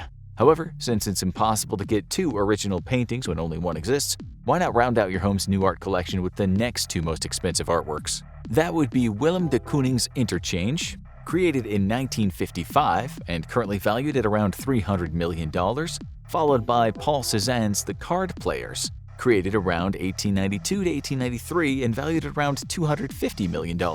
So $1 billion would almost exactly equate to the 3 most expensive paintings in the world becoming a part of your private collection, except with no money left over at all. After these purchases, you'd be storing them next to your mattress under the bridge. However, let's say art isn't your thing. What if instead of going to art class and being one of the theater kids after school, you were one of the jocks? What could a sports fan buy for $1 billion? Well, for starters, how about a baseball team? Don't go looking at the Yankees just yet. Yes, they're still out of your price range, but the Miami Marlins are estimated to be worth around $980 million, putting them right in the billion budget range. For those not interested in baseball, why not head over to Europe and pick up a couple of soccer, or rather football clubs, depending on where you're watching from. Spain's Atletico de Madrid is valued at around $1 billion, but considering it brings in around $368 million per year in revenue thanks to its devoted fans, the investment might be worth it. Those who want some money left over after a soccer team purchase should check out Inter Milan in Italy, valued at $743 million, or Liverpool FC's big rival Everton, also based in Liverpool, England, valued at $658 million. Then again, buying flashy art or a whole sports club can bring a lot of unwanted attention onto billionaires. How about those just seeking to escape and hide away in a beautiful corner of the world? Surprisingly, private islands are somewhat less expensive than you might think, especially compared to some of the jaw-droppingly priced items shown so far in this video. One example is Blue Island in the Bahamas, lined by sandy beaches and surrounded by stunning turquoise waters. This island looks like a tropical paradise. For VIP owners, the island also includes an airstrip for a private jet, a sprawling main house as well as houses for a significant amount of staff, and 4 miles of road. And this can all be bought by any billionaire for just $75 million total. Another alternative is just to flat out buy one of the Greek islands, party in Mykonos, watch the sunset in Santorini, and then stop by a real estate office to pick up Omphori Island, valued at $60 million. On this currently undeveloped island, a billionaire can enjoy the beauty of the Ionian Sea, Greece's world-famous blue waters, and create another beautiful playground for rich people worldwide to congregate. Where would you guess the most expensive island money can buy is? Surprisingly, right back in the old USA. Less surprisingly, perhaps, in the state of Hawaii. Lanai Island is currently owned by Oracle founder and CEO Larry Ellison and is worth a whopping $500 million. More specifically, 98% of it is worth that much, as 2% is still owned by the state. The island is 140.5 square miles with beautiful views of neighboring Maui and Molokai. Lanai is Hawaii's 6th largest island, and its north shore is known for Shipwreck Beach, which bears the remains of a World War II tanker. However, Lanai is not exactly a private island. Lanai town has a population of around 3,102 as of the last census in 2010, as well as several hotels, small businesses, shops, restaurants, etc. Ellison owns almost all of these commercial properties, including around a third of the residential properties on the island. So instead of a private island, it's more like Ellison bought his own tiny country, which for a lot of rich people still might not be enough. No billionaire discussion is complete without a mention of space travel. From Elon Musk to Jeff Bezos, it seems the richest man in the world spend most of their days dreaming about the same thing little boys raised in the 60s dreamed of, rocketing out to space. The only difference is they have enough money to make their whims a reality. In fact, $1 billion makes space travel a very feasible option, even for an entire family. For the vacation of a lifetime, a billionaire family of 4 can pay the astronomical, price of $55 million a person to fly out and experience an 8-day stay out on the International Space Station for a grand total of $220 million. There's a vacation slideshow everyone you know will actually be dying to see. August 6, 1991. CERN, the first ever web page, went live. This website contained information on the World Wide Web project and just what the heck this web thing was all about. That would be the first cog in the internet machine. It's difficult to imagine a time period when a business or service didn't have an internet equivalent. We seem to be in the midst of a web startup resurgence similar to the dot-com bubble that ran roughly from 1995 to 2002. The web-based startup catalog, AngelList, cites over 4.5 million companies in various stages of development, looking for everything from employment to procuring seed funding. According to Internet Live Stats, there are over 1.5 billion registered websites, with about 200 million active sites. That's a long way to come in 27 years. Hello and welcome to another episode of the Infographics Show. Today, we're going to take a look at which websites started as simple hobby projects and turned into multi-billion-dollar business. Starting at number 15, Coupons.com. This North California company was founded by a finance executive, Stephen Boll, in 1998. Boll wanted to simplify the traditional coupon ritual he observed during his father-in-law's journey to the front porch for the Sunday paper. He would take the paper to the kitchen table where he would go to work with scissors in hand to collect the day's coupons. Boll met with a former colleague over coffee to map out on a paper napkin and pencil what would become the blueprint Coupons.com.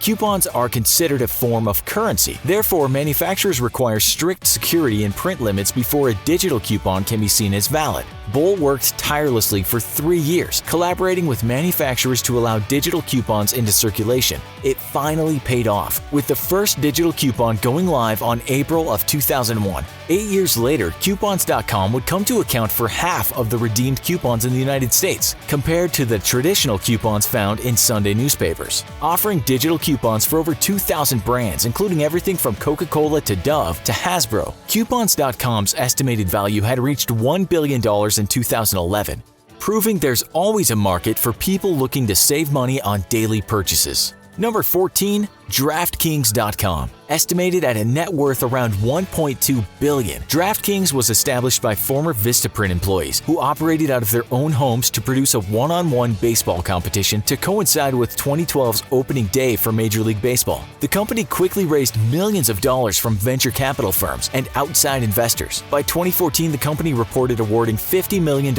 in prizes for the year 2013, quickly turning it into the second largest company in daily fantasy sports. ESPN and Fox Sports took a gamble on the company by entering an advertising deal only to have ESPN back out a year later due to legal uncertainties surrounding the service. As for DraftKings, it seems like they've been placing all the right bets to become a success. Number 13. BuzzFeed. Originally a small sidearm of the Huffington Post, in 2006 utilizing an algorithm with no actual writers or editors to cull stories from around the world that were showing stirrings of virality, or in other words, articles that could be passed around generating buzz. BuzzFeed has been developed into several branches including BuzzFeed News, BuzzFeed Video, and other various video projects. With even us indulging in their infamous quizzes, it's easy to see how BuzzFeed became a $1.5 billion company. Number 12. Squarespace. Successfully building itself as the most accessible site creation tool for anyone to use, Squarespace has made a true name for itself, hosting more than 1 million websites as of 2016 and being valued at $1.7 billion. It was originally created in 2003 for personal use by founder Anthony Casalina while attending the University of Maryland. Casalina was the sole employee and received funding from his father, plus grants from the university incubator program. Squarespace.com was essentially created out of a dorm room. Squarespace has bought advertisements at the Super Bowl every year since 2015, and their logo is featured prominently on the uniforms of the New York Knicks. There's a good chance that if any of these startup companies were created today, they'd be looking to Squarespace for their website. Number 11. Blue Apron.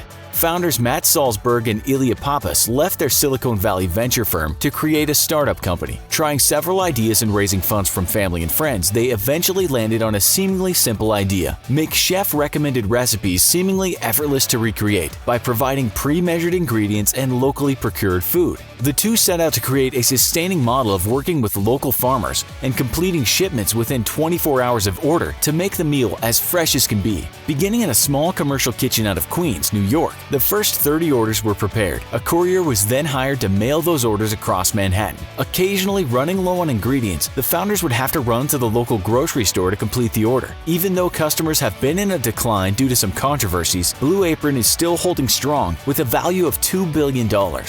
Number 10. PayPal. In the 19 years of PayPal's operation, it has rose to prominence as the go-to money transfer service for small businesses and most online shopping.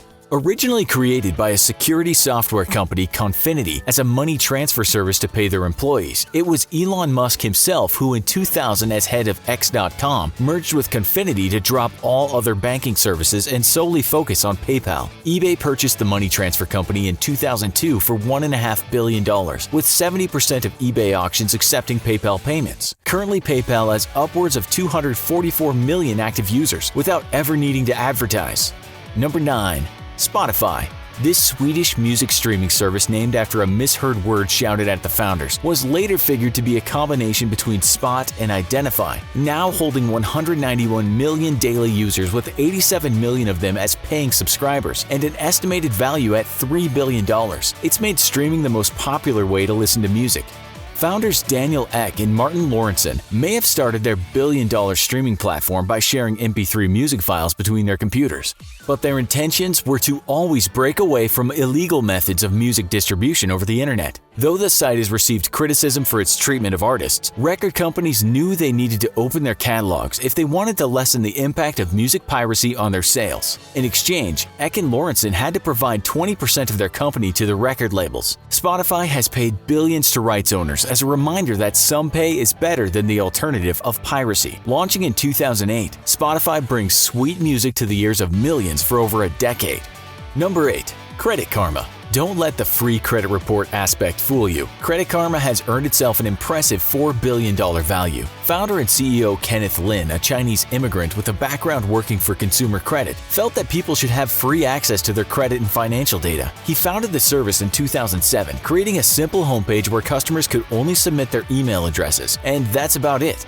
Lin knew in order to show interest in his site, he had to gain prospective members even ahead of the beta. In 2008, economic recession hit the company hard, stagnating growth for over a year. By that time, the site was hitting 1 million members and the company itself was only being sustained by around 5 people, with 1 engineer maintaining the entire backend. The growth kept rising as Credit Karma continued to help add features at no cost. They used that money to fund an ad campaign, which utilized employees themselves with little to no acting experience. This San Francisco-based company has altered the way customers interact with their finances, empowering them to understand the true impact of their credit scores. Like the company itself, small details can lead to big changes. Number 7. eBay. A broken laser pointer was the first auction won for $14.83 in 1995. When asked by the founder why they purchased a broken item, the winner replied, "I'm a collector of broken laser pointers," and thus securing a need for an auction-based site where anything can be bid on. By 1998, with 30 employees, the site has generated 500,000 users with revenues upwards of $4.7 million. With acquisitions at points of PayPal, Craigslist, Skype, and StubHub, eBay has secured itself with a value of $6.2 billion, with little deviation from its humble beginnings, and broken laser pointers for those who wish to bid on them. Number 6. Pinterest. The sheer equity of these small sites really starts to shoot up, with Pinterest being estimated at $10.4 billion. Being a fairly young site founded in 2009, operating out of a small apartment, the site grants customers the ability to save images and categorize them on a different board, allowing them to create communities and follow other users. 9 months later, the website had generated 10,000 users. The early popular categories involved home, arts and crafts, style and fashion, and food. By 2016, Pinterest had generated 150 million active users, with 70 million being in the United States alone. The interest in pinning pictures doesn't seem to be dying anytime soon, with expansion still growing throughout the world. Number 5. Twitter. 335 million active users make up this $11 billion messaging site. The site originally stemmed from a brainstorming session for the company Odeo in what was supposed to be a platform for podcasts. After Apple launched their podcast platform with iTunes, founders Jack Dorsey, Noah Glass, Christopher Stone, and Evan Williams decided to make something else entirely. The domain for Twitter.com had already been taken by the time the company was founded, so the initial name branded the social site TWTTR without the vowels I and E. The founders and the previous 14 Odeo employees went to work on the new platform, where a text didn't just go to one person, but was instead broadcasted to all friends. And with that, the first tweet went out on March 2006 reading, "Just setting up my Twitter."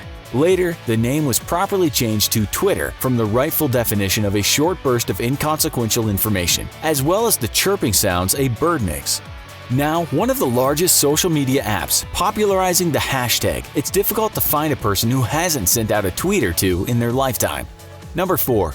Airbnb. Founders Brian Chesky and Joe Gebbia were unable to pay their rent after moving to San Francisco in late 2007. In order to make up the difference, they decided to inflate an air mattress in the living room to create a makeshift bed and breakfast. The name stems from this very setup, with the air in Airbnb standing for the air inflated bed that laid on their living room floor. The business was up and running by the next year, with their first patrons being overflow from the Industrial Designer Society of America, who were having difficulties booking hotels for a conference held in the city. The founders then got creative, making special edition breakfast cereals with then presidential candidates Barack Obama as Obama-O's and John McCain for Cap and McCain's, being sold for $40 each to generate $30,000 for company incubation. This eventually turned into the $29.3 billion company that has created the leading room rental service, allowing a host to rent out rooms or entire houses. Ashton Kutcher and his investment company A-Grade Investments put a significant amount into the company in 2011, helping the growth exponentially. Recently, the company has announced Airbnb Plus, which vets a collection of homes for quality of services, comfort, and design, as well as beyond, which will offer luxury vacation rentals, which ensures that regardless of where you go, there will be a place for you to stay. Number 3. Instagram. Founded by Kevin Systrom and Mike Krieger, who were big fans of Kentucky whiskeys. This love reflected in their first iteration of a location-based iPhone app named promptly as Bourbon. The app was built from the ground up in just a few months, with the concept being check in at a location, make plans for future check-ins, earn points for hanging out with friends, and post pictures from the meetups. The app, however, was not a success. It featured a clunky design and complicated features. With this failure did come a chance to learn. The creative duo found that the one successful feature from the defunct Bourbon was the app's photo sharing capabilities. This led to the complete strip down of the app to a basic core feature of taking pictures, comment on photos, and liking them. They wanted to remain simple, but added filters of flair and variety without overdoing it. On October 12, 2010, Bourbon had vanished, leaving the app known as Instagram. Gaining its name as a hybrid between Instant Camera and Telegram, the app would go on to be purchased by Facebook for $300 million in cash, plus an additional 23 million shares of stocks. Currently, Instagram is estimated to be worth over $100 billion and has built itself as one of the keystone social networking apps. Number 2. Facebook. While in his second year at Harvard University in 2003, Mark Zuckerberg found that Harvard was lacking a universal student directory known as a Facebook in an online platform. This would have typically contained a photo along with some basic information. The university showed dissatisfactory interest into creating such a directory that Zuckerberg took it upon himself to create Harvard's Facebook, which he had claimed that he could accomplish within a week. He quickly got to work on creating what would be called the Facebook. Zuckerberg found himself in hot water when accused of stealing the idea for a similar social network titled HarvardConnection.com. He insisted that it was not theft but rather a competitive program. Initially being restricted to Harvard University, more than half the undergraduates at Harvard had registered for the service within the first month. Zuckerberg assembled a small team of fellow students to help the expanse to Columbia, Stanford, and Yale, with all Ivy League colleges soon following behind. A year after the creation, Zuckerberg had moved the operation to Palo Alto, California, with ex-Napster founder Sean Parker, who insisted on the dropping of the "the." This created what will forever be known as Facebook, with Zuckerberg being the youngest ever self-made billionaire at 23, with a net value of $138 billion and over 2 billion monthly active users. Facebook has truly changed the social landscape for years to come. And now we come to number 1. Named after the biggest river in the world, Jeff Bezos had hopes to make Amazon the biggest bookstore in the world. Former vice president of D.E. Shaw & Company, Bezos moved to Seattle, Washington to start what would become the third most valuable company in the United States, behind Apple and Microsoft. Bezos worked out of his garage, writing his entire business plan on a cross-continental flight from New York to Seattle. Founding the company in 1994 with a generous $300,000 investment from his parents, Bezos knew the risk, warning many early investors that there was a 70% chance of failure or bankruptcy, which nearly happened in 2002 when rapid spending caused financial distress. He closed many distribution centers and laid off 14% of employees. A year later, they had fully recovered, turning a $400 million profit. Amazon quickly went from a singular online bookstore, with the first sale being Douglas Hofstadter's mouthful of a title, Fluid Concepts and Creative Analogies, Computer Modules of the Fundamental Mechanisms of Thought, to the online retailer that sells everything from A to Z. In 2018, the company announced that they had reached 100 million Amazon Prime subscribers. From small beginnings of a book retailer to being a company that earned $177.9 billion in revenue for 2017, makes Amazon the ultimate simple site to create an empire.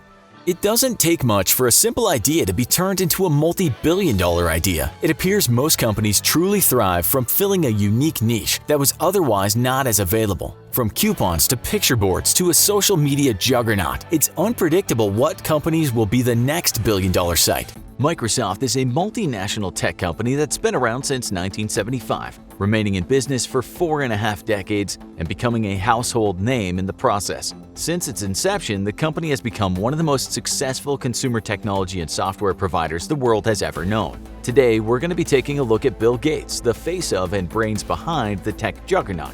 As one of the consistently richest men in the world since 1987, Gates' name is probably one you've heard pretty close to 100 billion times. Our question today is how he managed to earn $100 billion in the process. Philanthropist, developer, investor. These are just some of the roles Bill Gates has played over the years. Born October 28, 1955 in Seattle, Washington, as William Henry Gates III, Little Bill would later go on to shape the future of the consumer computing industry as we know it today. The entire landscape of technology that Microsoft has played a part in influencing would look completely different if Bill had followed the career path his parents, Bill Sr. and Mary, had wanted for him at a young age, namely law. It was clear to Bill in his early life that his family expected he would follow in the footsteps of his father, who was a prolific lawyer. Young Bill was apparently very small for his age and suffered bullying at school as a result of this. Little did his bullies know that Bill would grow up to be one of the richest people in the entire world.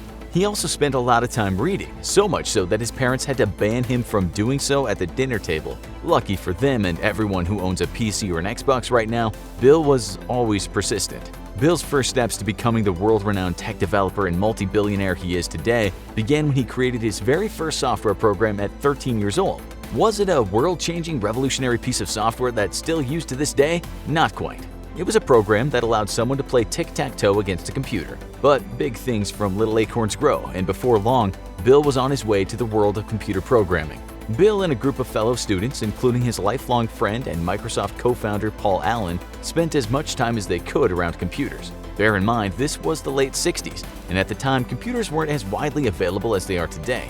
The first computer that Gates ever used was a DEC PDP-10 that his high school, Lakeside Prep, had to pay to allow students to use. An element of the computer's code made sure that children could only make use of it for a limited time, which was a feature that a young computer nerd like Bill didn't take kindly to. One summer, Bill Gates, Paul Allen, and some of their fellow computer enthusiasts uncovered a bug in the computer's operating system that offered them a way to use it for as long as they liked, as they managed to stop the computer recording how much time they'd spent on it. When the local company that owned the machine discovered this, they banned Bill and his friends from accessing the DEC PDP-10 for the rest of the summer. Ironically, in 1968, the same company would go on to hire Gates and his little group to look for similar bugs in the software of their computers, granting them all unlimited computer time.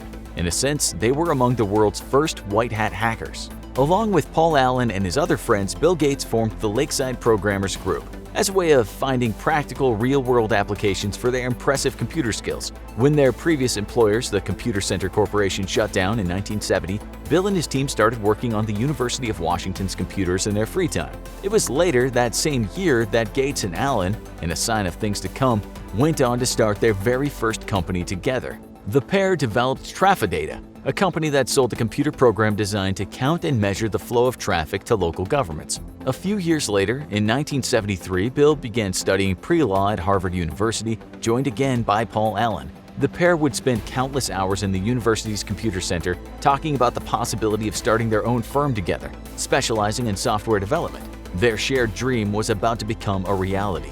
That following year, an electronics company called Micro Instrumentation and Telemetry Systems, or MITS, was developing the Altair 8080 computer, designed with the intention of making computers more accessible to the general public. Learning this, Gates contacted MITS to tell them that he and Paul Allen had developed a version of the basic programming language that would run on the Altair 8080. Had they? Absolutely not. But when MITS expressed an interest, Bill and Paul wrote the necessary software in around 8 weeks. Impressed with their work, MITS offered Bill and Paul enough money to drop out of Harvard and fund the startup of the newest business venture, you guessed it, Microsoft. Driven by the ethos that computers would one day be on every desk and in every household, Bill worked on developing software that anyone could use, and used strategic hiring practices to ensure they only allowed college graduates with impeccable records to become part of Microsoft. After making details with various companies, purchasing and modifying software from one and getting others to ship their computers with that software, by 1983, Bill and the rest of his growing team at Microsoft had developed the first version of Windows, their new operating system that supported, wait for it, use of a mouse. Okay, that seems pretty normal by today's standards, but in the early 80s, this was revolutionary. So much so that there was a fair bit of contention at the time, with some claiming that Bill had stolen the idea for a graphical operating system with mouse compatibility from Steve Jobs, founder of Apple, and that Steve in turn had stolen the idea from Xerox. The competition was hot because everyone involved was aware that the frontrunner of the consumer computing market would practically be printing money. As the computer market grew, so did Microsoft. It became a public company in 1986. This meant that investors could now purchase shares of the company's stock at only $21 per share. The day Microsoft offered its shares to the public, Bill Gates became a millionaire. Only $99,999,000,000 to go. The money kept rolling in as during the 90s access to the internet caused a boom in the home computer market, and Bill's Windows 3.0 operating system became the most popular for use in household personal computers. It's worth remembering that at this time Microsoft and other companies like it, such as Apple, hadn't started producing their own computers yet and mainly dealt in software, not hardware, at least not yet. By now, Bill had already amassed a wealth of billions of dollars. Forbes had included him in their annual list of the world's wealthiest people since the earlier days of Microsoft in 1987. But it wasn't until 1995 that Bill skyrocketed to the coveted #1 spot. He almost consistently held the title of the wealthiest person in the world between 95 all the way to as recently as 2017, when he was surpassed by Amazon CEO and known Lex Luthor lookalike Jeff Bezos, who currently holds Bill's former title. However, with an estimated net worth of $107.1 billion, we'd imagine Bill isn't too caught up about being only the second wealthiest person in the world these days. Even though Bill achieved enormous success from his humble beginnings, he has at times been criticized for having cutthroat practices when it comes to business. Despite this, Bill has become known, away from his work creating Microsoft, as a very charitable figure. Forbes quoted him as saying, "Money has no utility to me beyond a certain point. Its utility is entirely in building an organization and getting the resources out to the poorest in the world." In the mid-90s, Bill and his wife Melinda Gates founded the William H. Gates Foundation, later renamed to the Bill and Melinda Gates Foundation, to fund various health programs all over the world. It's now, at the time of this writing, the largest private charitable organization in the world. In addition, Bill, alongside Melinda, ever the book lover, provided generous donations to libraries in North America through their Gates Library Foundation, which later became the Gates Learning Foundation. Microsoft continued to grow, eventually becoming the largest personal computer software company in the world, with Bill Gates as the helm as both Chief Executive Officer and Chairman of Microsoft's Board of Directors. While he remained Chairman, Bill eventually stepped down as CEO in 2000, taking up a new position as Chief Software Architect until 2006, when his job at Microsoft transitioned to a part-time one, allowing him more time to work with his wife at the Bill and Melinda Gates Foundation. Say what you will about Mr. Gates, but the fact that he was gradually reducing his role within the massive corporation he'd built from nothing in order to focus more on charity work alongside Melinda is highly commendable. Bill's duties as chairman were later shared between two senior members of Microsoft, Ray Ozzie and Craig Mundy, when Bill stepped down from that high-ranking position and took up a role as technology advisor in 2014, offering support to the new Microsoft CEO, Satya Nadella. Of course, Microsoft didn't make Bill Gates over $100 billion on its own.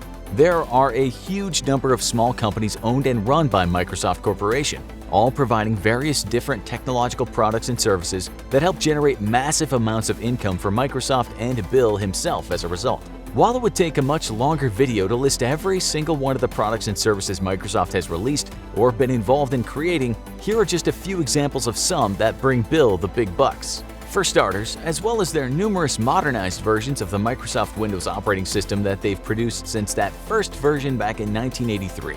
One of the most famous in the Microsoft family of products is their now synonymous software, the Microsoft Office Suite. First introduced in the early 90s, Office packages together a series of applications with a wide range of uses, both for home and workplace computing. There's Word, their famous and aptly named word processing software, Excel, which is designed to produce spreadsheets, PowerPoint for presentations, and a number of others. Their simple, user-friendly interfaces have earned them immense popularity worldwide. In addition to this, being available in 102 languages, compatible with most computers, and being subject to frequent improvements have all helped make the package's success perennial.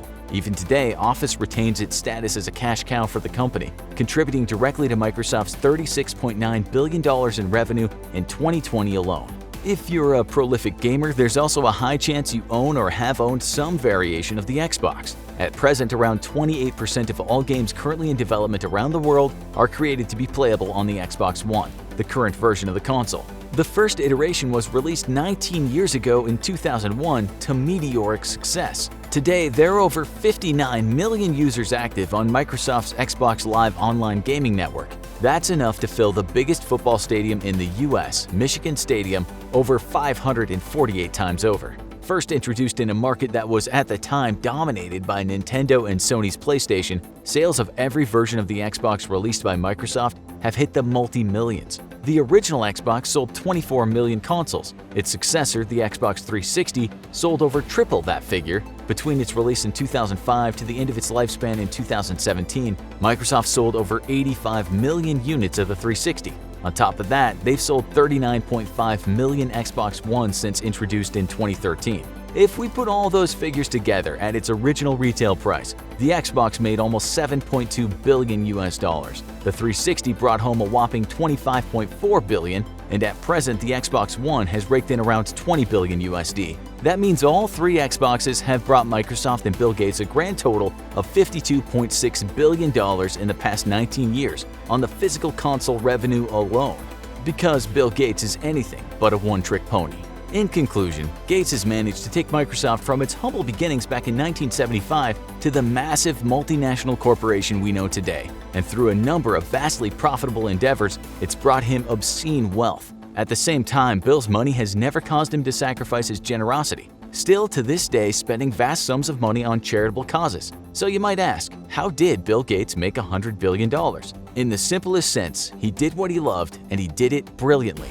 Sunburned and starving, sand in every orifice, stranded on a beach in a far-flung country where he can't even speak the language, is 2 steps away from utter defeat. Then he receives it, the gift.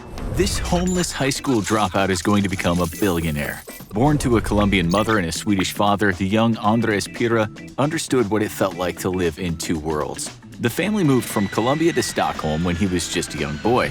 Then, when he was 7, his parents got divorced. He said after that, the world felt cruel to him. He had no footing. He was a long, long way from finding what he would later call his secret. Youth like me didn't have a future, he said. He stopped caring in his teens, dropping out of school when he was 14 with pretty much nothing to show from his time there. His parents, he thought in those dark days, would never be proud of their son.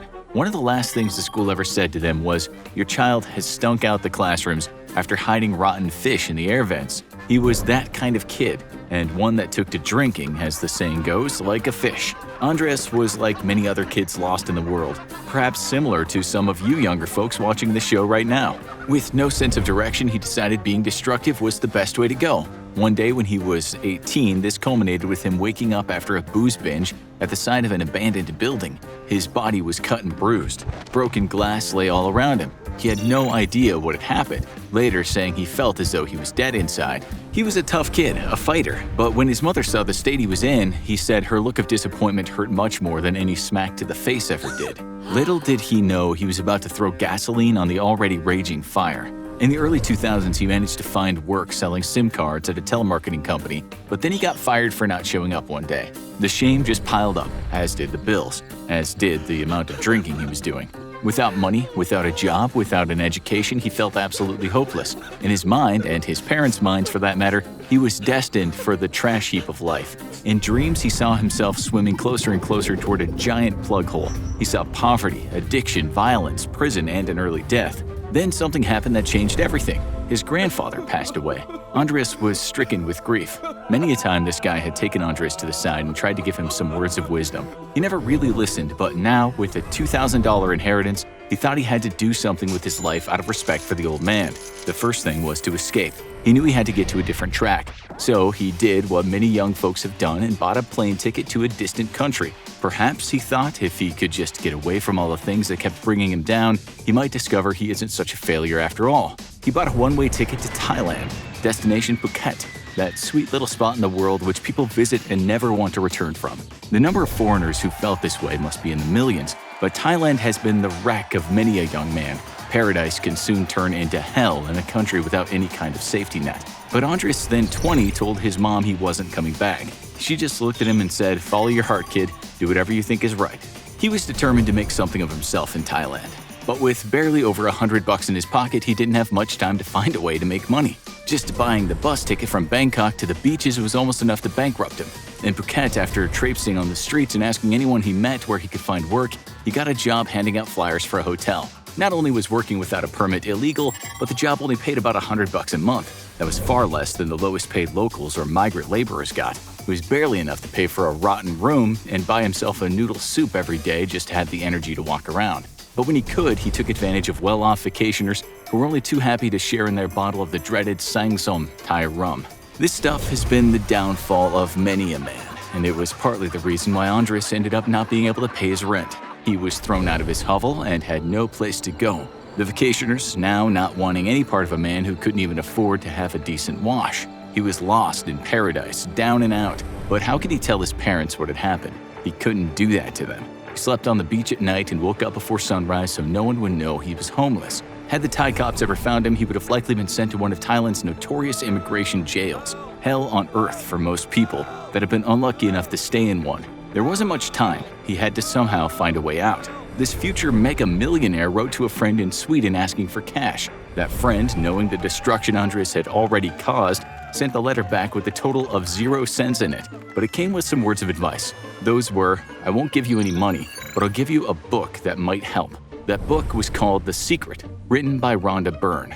Andres just looked at it with a sense of disdain for his friend, thinking, how is this going to help me eat? Still, with absolutely nothing to do, he read it.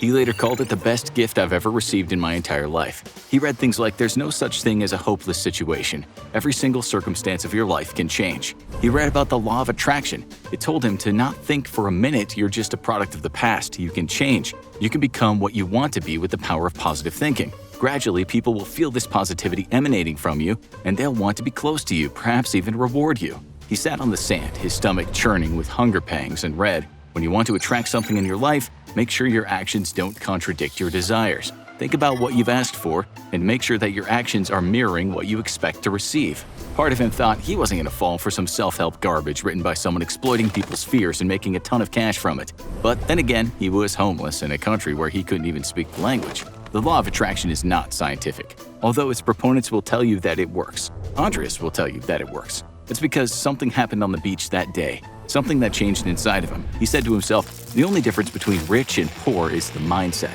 After that, he admitted to himself that he had for a long time hated the world. That had to stop.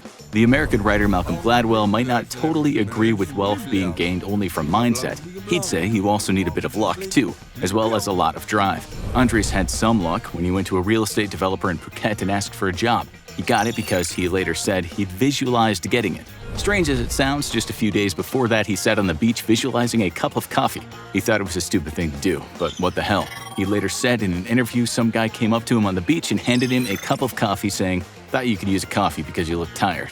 His second visualization was him having a nice lunch rather than his usual dose of noodle soup. Now he started thinking about a tasty schnitzel. He said he could imagine how succulent it was. He saw the color of it, he smelled it. He later said, it's very important when you visualize stuff that you have a clear picture of it. The more senses you put into the picture, the quicker it manifests. A couple days later, he was walking on the beach in the morning when an old friend bumped into him and invited him for lunch. Andres got his schnitzel. He then started thinking this cannot just be a coincidence. So now he thought about coffee and food had come. He thought about getting a job, and the job came. He thought, I wouldn't mind being rich. He then meditated on becoming successful. Handing out brochures didn't exactly make him rich, but it paid enough to rent a decent-looking place. In this new house, he posted pictures of all the things he wanted to happen to him in life. He saw a nice car, a bigger house, but not quite yet what was about to come into his life, including the emotional meeting with boxing legend Mike Tyson, a man who'd once visualized becoming the heavyweight champion of the world. We'll come back to that meeting. One day, Andres gave a businessman one of his brochures for a property. The guy told him that he'd like to see the property that day since he had a flight out of Thailand later in the afternoon. Andres told him to get on the back of his scooter and he'd take him there. No sales reps were around, and anyway, he believed he was able to do what they did. Once they were at the property, the guy said, okay, I'll take it. Andres couldn't believe what he was hearing. He just landed the sale of an expensive Phuket property. His boss was made up. After that, Andres landed a job as a sales rep, and that led him to becoming a sales director, which led him to leaving the company and starting his own real estate business. All the time, he was visualizing what he'd become. Then, when things were going well and he was living the high life in Phuket, he lost something important. He later said, I stopped meditating, learning, and doing affirmations. I started worrying about losing everything I built, focusing on scarcity instead of abundance. This led to a bunch of bad decisions that ultimately forced him to sign for bankruptcy. But Andres picked himself back up again and started focusing on the positive. He grew a property empire in Phuket. He learned to speak Thai fluently. He never took anything for granted and each day felt grateful for what he had. With around 19 companies and over 250 employees, the homeless and angry beach bum turned into a man with a net worth of somewhere in the region of 2 billion Thai baht. That's not the same as a billionaire in US dollars, but it's still many tens of millions in US currency. Not bad for a guy that couldn't afford a roof over his head. He now tries to give a bit back, starting with a foundation in Phuket to help young folks on the island try and find work. Never has that been more important than of late, when Phuket turned into a ghost town due to the global pandemic. Andres also became a motivational speaker, often saying things like, it doesn't matter how far down you go, there's always a way back. He once said, I came to a country broke, without speaking the language. If I can change my fortune, anyone can. That was around the time he met Mike Tyson. On a podcast, Tyson joked with him, saying that homelessness on a beach in Phuket with hot chicks and relative safety compared to the US couldn't have been all that bad.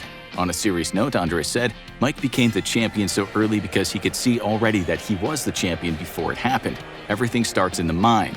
Tyson then used some choice language when talking about millennials. They give up too easy, he said, with both of them saying people these days spend more time being envious of what they see online than trying to achieve things. Maybe that's the case, maybe it isn't. If a homeless man can become a billionaire in a foreign country without even knowing the language or culture, that itself shows you that you should never give up. In the words of Andres, first know what you want and then after that, fight for it even if it means picking yourself back up after a failure. The first step is right now, he likes to say. Write down what you want and the things you're grateful for. He does that every single morning. He says every person out there has something to be grateful for, never mind how bad things are. To that, Tyson said, I'm grateful I'm not dead. That's a place we can all start from. Hey, it's hardly scientific, but some folks obviously believe in it. We repeat, this is not a science, lest you think thinking alone will make you rich. We think you might need to make a plan and focus on what you want, but you always need to work hard, have some skills, and as we said already, a bit of luck always helps. No more cramming into the middle seat between a crying baby and a guy with the world's largest snore. Get ready to cross the ocean in style on a luxurious private jet. Here are some of the craziest secret features of private jumbo jets, including an inside look at the greatest private jet that never was. Private jets are a common luxury of mega millionaires and billionaires, and they offer a lot more than just legroom. The biggest are often more like private hotels in the sky, right down to the perfect place to relax. The residents of private jets can often retreat to luxurious lounges filled with comfortable couches where they can sit, recline, and even catch a nap. Even on smaller private jets, the spaces are divided into different rooms that offer that rarest of luxury on an airplane: complete privacy. And what about when you need a little more privacy? It's the worst nightmare of any flyer on a coach flight. Your stomach starts rumbling and you've got to make a run to that cramped airline toilet where everyone knows what you're doing, and then you have to flush the bulky vacuum toilet. Well, on a private jet, you'll be greeted with a very different sight. A full-sized bathroom complete with a comfortable sit-down toilet and a sink with all the amenities. Many even have showers so you can get clean in privacy and comfort. And the best part of all, no line in sight. And after using the bathroom, it may be time for a meal.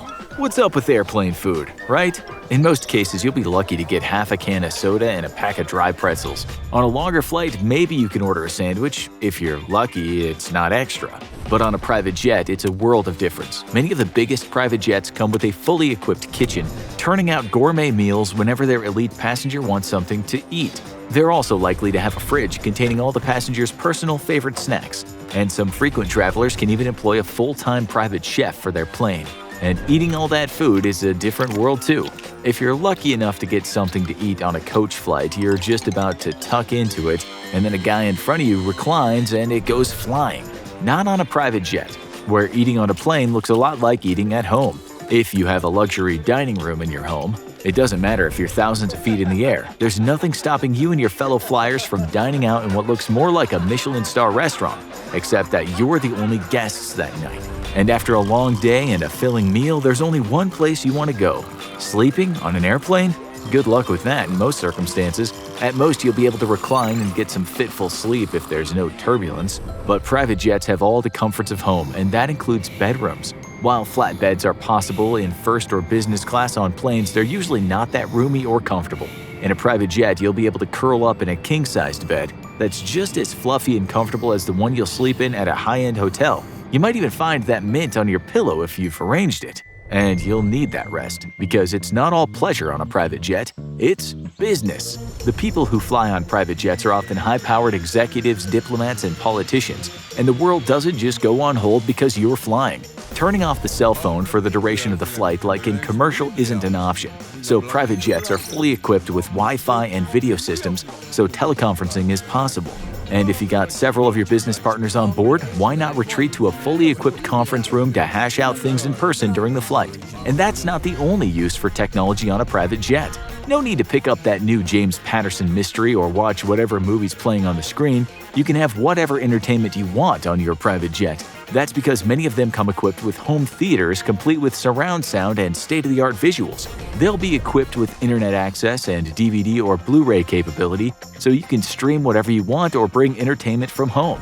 And if you're more into active entertainment, set up that video game system and school some noobs in Smash Brothers from 31,000 feet. Of course, one of the best parts of a private jet is that you can truly make it yours. the design of a private jet isn't an off-the-shelf kind of thing. The wealthy choose a basic model, but most of the work comes after that. Designing a private jet is similar to designing a custom mansion, and the lucky owner will usually build their vision from the ground up, picking their own interior and amenities. While neutral colors are the most common to create a professional atmosphere, there are no rules. Anyone can have their vision come to life if they have the money, whether that vision is a gold-plated bathroom or a room entirely plastered with pictures of their cat. And speaking of man and woman's best friend, it's the most nerve-wracking part of flying for every pet owner. While you're flying in relative comfort, Fido or Fluffy is sweating it out below in the cargo hold. Many people have advocated for planes to provide a safer place for pets, and private jet owners make that a reality. Pet areas are usually in the body of the plane and keep the dog, cat, or hamster contained in a climate-controlled area, so it's just a flying kennel for them. Of course, only one person determines what happens on a private jet, so there's nothing stopping a pet-loving billionaire from just letting their pet run loose, as long as it doesn't distract the pilot by being so cute. And if you want to stay fit while flying, that's possible too. This isn't a regular feature in private jets, but the most health-conscious flyers have sometimes even set up their own private gym inside their jets. Especially if you're talking long cross-ocean flights, it can be helpful to have plenty of space to stay active. While doing acrobatics in the middle of turbulence might not be ideal, items like lightweight stationary bicycles can make it easy to burn some calories while waiting to land in your destination. And there's nothing stopping you from giving your personal trainer a spot on the flight if you need someone motivating you. And another big perk of flying in style? The staff. It's not hard to feel bad for the flight attendants on a crowded flight. They're serving a lot of people, some of whom are less than polite. But you could still do with some more attention, and on a private jet, you'll get it. You'll decide exactly who comes on board and what they do, and that means you can add whatever perk you want. Would you like hibachi at 31,000 feet in the air? Nothing stopping you from bringing a Teppan chef on board. And if you want to follow that up with a relaxing rub-down, give that personal masseuse a ticket to ride. Nothing is foolproof, but if it goes wrong in the air, private jets are prepared. The Cirrus Vision jet, one of the smallest private jets, has one unique feature: a personal parachute built into the plane. If the engine's failing and it's not possible to return to the airport, the parachute shoots out from the nose of the plane. This destroys much of the plane, but it stabilizes the vehicle and glides it down to safety. And newer models also add in an autopilot that can land the plane automatically in case of a medical emergency, like if the pilot faints after eating too much of that catered dinner.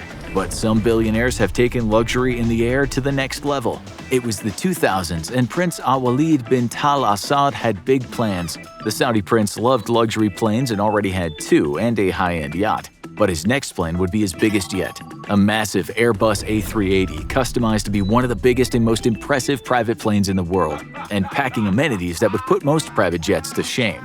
But alas, history had other plans, in the form of a devastating financial crisis that socked the prince in his bank account. The customized plane went unbought. But that doesn't mean we can't take a look inside at some of the most insane luxuries ever found in a private plane. For one thing, this towering plane isn't just a house in the air, it's a mansion. The customized plane has 3 floors, with 2 distinct ways to get around. First, you can climb from floor to floor in style with a stunning spiral staircase with golden handrails built around a shimmering chandelier, but if the prince isn't in the mood for walking, he can just press a button, and an elevator lift will bring him to his destination. It's not every plane where you need to plan transportation inside the vehicle. And for a hard-driving man like the prince, not any boardroom is acceptable. At first glance, the Airbus's boardroom looks pretty standard, an elongated table with room for 12 people. But this isn't just any glass table, it comes to life, serving as a giant touchscreen so the prince can send business memos to his partners and employees without anyone needing their own device. And another bonus is security. What's sent on the table touchscreen stays on the plane, and the prince doesn't have to worry about losing track of sensitive information. And after working hard, get ready to pray hard. The prince is a devout Muslim, and his plane was designed with that in mind. It's equipped with stunning prayer rooms decked out in white and gold. It provides an environment of peace and solitude perfect for reflection. But this sacred atmosphere holds a high-tech twist. Muslims are supposed to pray facing Mecca, and that can be tricky in the air. But not on this flight. The prayer mats are electronic and shift over the course of the flight, ensuring that wherever the plane is, the mats will be pointed in the direction of the holy Islamic city. And after some quiet prayer, it's time to party. The Airbus was equipped with a concert hall, perfect for enjoying live music tens of thousands of feet in the air. It's hard to think of a more elite atmosphere than a private concert from a top music star, and that's the kind of experience that's available when money is truly no object. It's not a surprise that the prince was known as the Warren Buffett of the Middle East. And who knows who would be headlining the concert hall if the stock market didn't crash. But sometimes you just want to relax. So what's more relaxing than a comfortable bedroom or a home theater on a private jet? How about a Turkish spa? These bathhouses full of fortifying treatments are popular in major cities in both Turkey and around the world. But it's rare to see one on a plane. Well, if the prince's purchase had gone through, he would have been able to enjoy the cleansing sweat of a sauna even while he was over the Atlantic. And he wouldn't have been the only passenger traveling in style. There's a large area under the Airbus not meant for any passenger, well, any human one. The prince ordered a large compartment under the plane for some very expensive cargo, his Rolls-Royce. These incredibly expensive cars need to be treated carefully, and the prince's accommodation for his precious vehicle was likely very different from a standard cargo hold. It seems like a lot for a private jet, but that may be a bit of a misnomer. Most private jets are designed to carry only a specific individual and their chosen passengers, but the prince's megaplane had a much bigger capacity. It could hold several hundred passengers, including staff, which makes it far bigger than any standard passenger plane. So, in a world without the financial crisis, the prince wasn't just traveling in style, he was hosting the biggest party the high skies had ever seen. You may not be surprised to hear that Craigslist was started by a man named Craig, full name Craig Newmark. You could say this person turned a very small idea into something beyond anything he could have imagined. From sending emails to his friends in the city where he lived, his business now covers 70 countries. That little idea he had to keep email buddies updated about what's going on in San Francisco has turned him into a household name, and according to Forbes, has netted him $1.6 billion.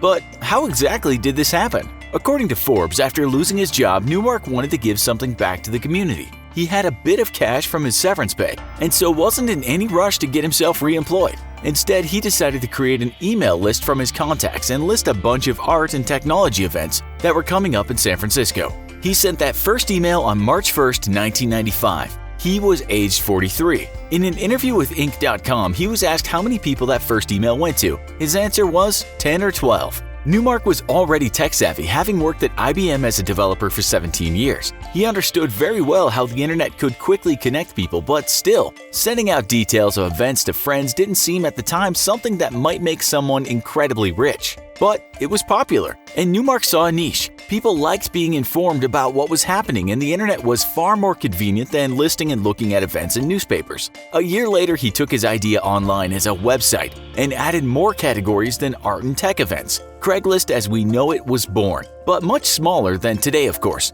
By 1997, it was already very popular, and that caught the attention of investors and other big names in tech. But Newmark turned away from people dying to give him money, knowing that he was onto a good thing and doing it himself would give him full control over his enterprise. He's humble too.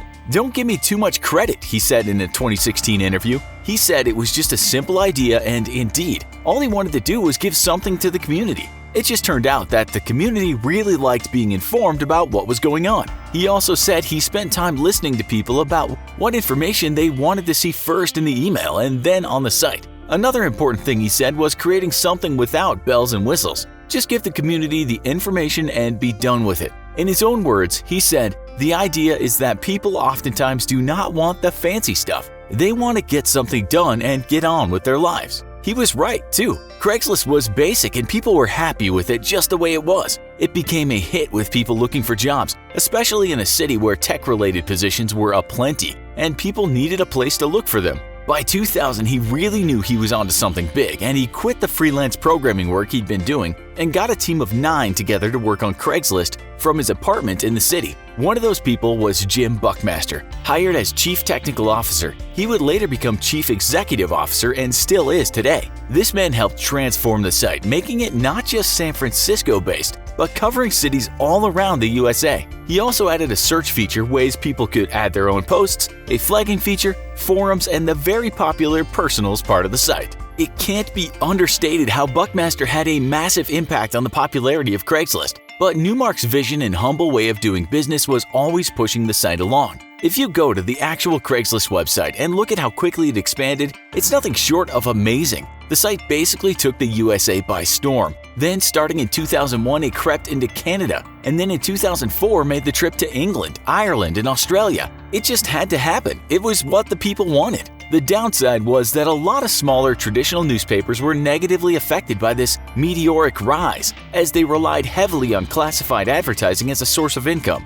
Over the years, many of these media outlets would close their doors. So while Craigslist was always a helpful thing, it did create some unforeseen negatives in terms of people having decent places to read news. But Craigslist was unstoppable, and in 2005 you could find ads from Bangkok to Bangalore, to Beijing to Birmingham to Buenos Aires. Thereafter, for the next few years, hundreds of cities were added all over the globe. Newmark was right. People wanted to be connected. They wanted to know what was going on. They wanted a simple site where they could buy things, meet people, find apartments for rent, look for jobs, see what's happening near them. So in terms of success, what has happened since Newmark sent that first email to 10 or 12 of his buddies? Right now, it's said Craigslist covers 70 countries and around 570 cities. It employs only 50 staff, and yet, according to Alexa, is the 116th most visited website in the world. As for the current value of the company, conservative estimates tell us about $3 billion, but reading some sources, we hear it could go for as much as $5 billion. One source said even 10, but that might be pushing it a bit. If you look for yearly revenue, it's hard to find a recent number for 2018. But in 2016, we were told the company took in $694 million and netted $500 million. In a CNBC article, though, written in 2019, one researcher was cited as saying the company revenue was closer to $1 billion in 2018. This is despite some new competition from Facebook Marketplace and the fact that Craigslist was forced to pull its extremely popular personal ads part of the site, for reasons we won't go into today. In fact, the AIM Media Group said that things have never been so good, stating that it believes in 2018 Craigslist's revenue was $1.034 billion, which was a huge increase from 2016. We might also add that it's thought that in 2003, the site was only bringing in $7 million. All these numbers are guesses because Craigslist doesn't disclose what it makes. It doesn't have to, of course, as it's owned by Newmark and Buckmaster. Okay, so now to the question. How does it make all this money? It's a question you might have asked yourself, as for the most part, it's free to post an ad, and it seems that the site isn't making any cash from banner ads. When contacted, the two main men in charge wouldn't even say how the site made money. But one spokesperson did say, "We don't comment on numbers that are bandied around by the media, analysts, or others, and never have."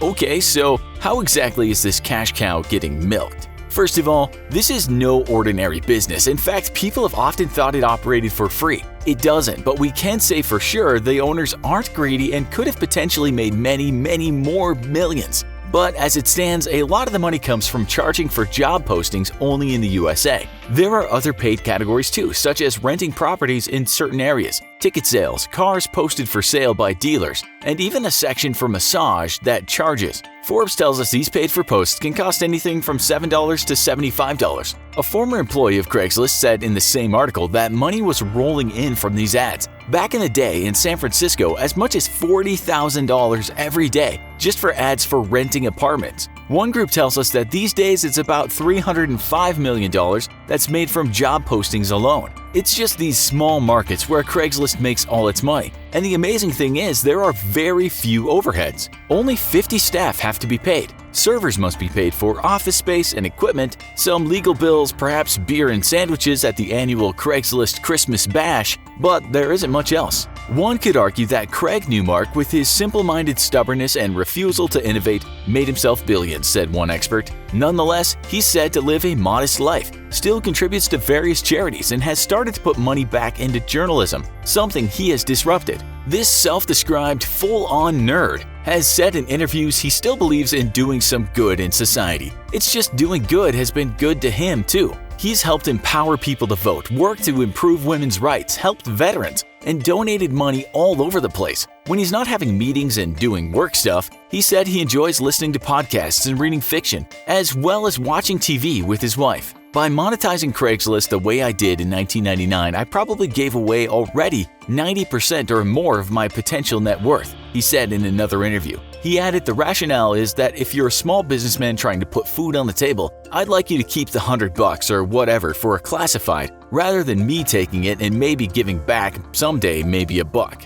Well, he didn't need to take the $100 from the little guy, and it didn't matter in terms of how much money he would make. He still made enough money by anyone's standards, and he didn't have to change the business model as the company was his. As for the $1.6 billion he's said to be worth, he said on record that this figure is a huge overestimation. He said he's worth more in the region of $400 million, and also said the site's revenue isn't as much as some so-called experts say, saying that when other media has reached out to him to talk about the money, he's declined to comment. Do you believe him or the experts talking about him? That's the question. He maintains it has never been about the cash. Once telling a crowd at an event, I am committed to customer service for the rest of my life. Death is my exit strategy.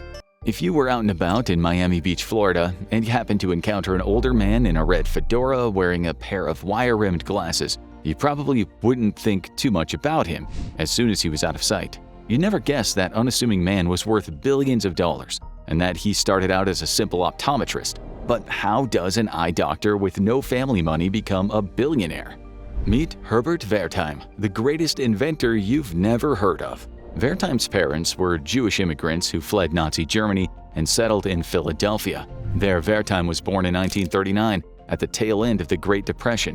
In 1945, the family moved to Hollywood, Florida, where they opened a bakery. The family's home was a small apartment right above their business. Herbert struggled in school, his dyslexia providing him with a hurdle that interfered with his success. At the time, dyslexia was not understood nearly as well and would not be categorized as an official learning disability until 1963, or receive an official definition until the World Federation of Neurology's Research Group on Developmental Dyslexia and World Literacy in 1968. So the resources available to Herbert at the time were very limited. He described his difficult experiences at school in a 2019 interview with Forbes. In those days, they just called you dumb.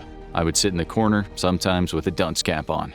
In the 1950s, as he entered his teen years, a combination of frustrations with school and an abusive father at home caused Wertheim to act out, running away from home and skipping school regularly. Rather than spend his time at school or at home, he spent his time hunting and fishing in the Everglades. He would sell whatever game he caught, including frog legs, to locals. His extracurricular antics didn't end there. He would hitchhike around Florida picking oranges and grapefruits. Finally, his absences got too much, and when he was 16 years old, Wertheim was forced to appear in court in front of a judge to answer for charges of truancy. The judge gave him two options: state reformatory or the U.S. Navy. To Wertheim, the choice was clear. At only 17 years old, he enlisted in the U.S. Navy and was stationed in San Diego. It was then Wertheim told Forbes that his life changed. He said, "They give you tests all the time to see how smart you are, and out of 135 in our class, I think I was at the top, especially in mechanics and organization." For the first time, Wertheim felt smart. His confidence skyrocketed, and he threw himself into studying physics and chemistry, then began working in naval aviation. This is also the period of his life where Wertheim began to invest, in stocks specifically. At this point, the American economy was finally fully recovered from the disastrous crash of 1929, and stocks were on the rise, particularly aerospace stocks. At 18 years old, Wertheim used his Navy stipend to buy Learjet stock. Learjet, at the time called Lear Incorporated, was known for aerospace instruments and electronics, as well as the development of radio direction finders, autopilots, and the first-ever fully automatic aircraft landing system. During a visit to a Sikorsky aircraft factory in Connecticut, where the Navy's S-58 helicopters were built, Wertheim met the company's founder, Bill Lear, in person. Wertheim was impressed by Lear's innovations in the aerospace and electronics fields and felt compelled to make the company the first investment of his adult life. From there, Wertheim had been bitten by the proverbial stock market bug. Regularly, every time he was paid, he would invest a portion of that paycheck into the stock market. If you noticed, we said he invested regularly, because consistency is super important when it comes to investing. However, consistency is only one small part of the big picture for your financial plan.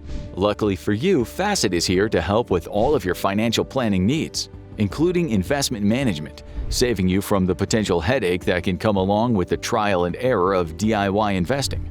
With a Facet membership, you'll work with a team of certified financial planner professionals and experts across investments, career benefits, retirement planning, and more to build your unique financial plan, revealing choices you didn't know you had and ensuring you're making the right ones. They'll also work with you to execute your plan. And unlike traditional financial advisors, Facet doesn't charge you a percentage of your investments.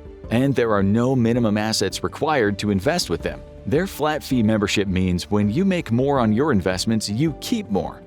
Facet's ongoing dynamic strategies will evolve with you, so you never have to make a financial decision alone again.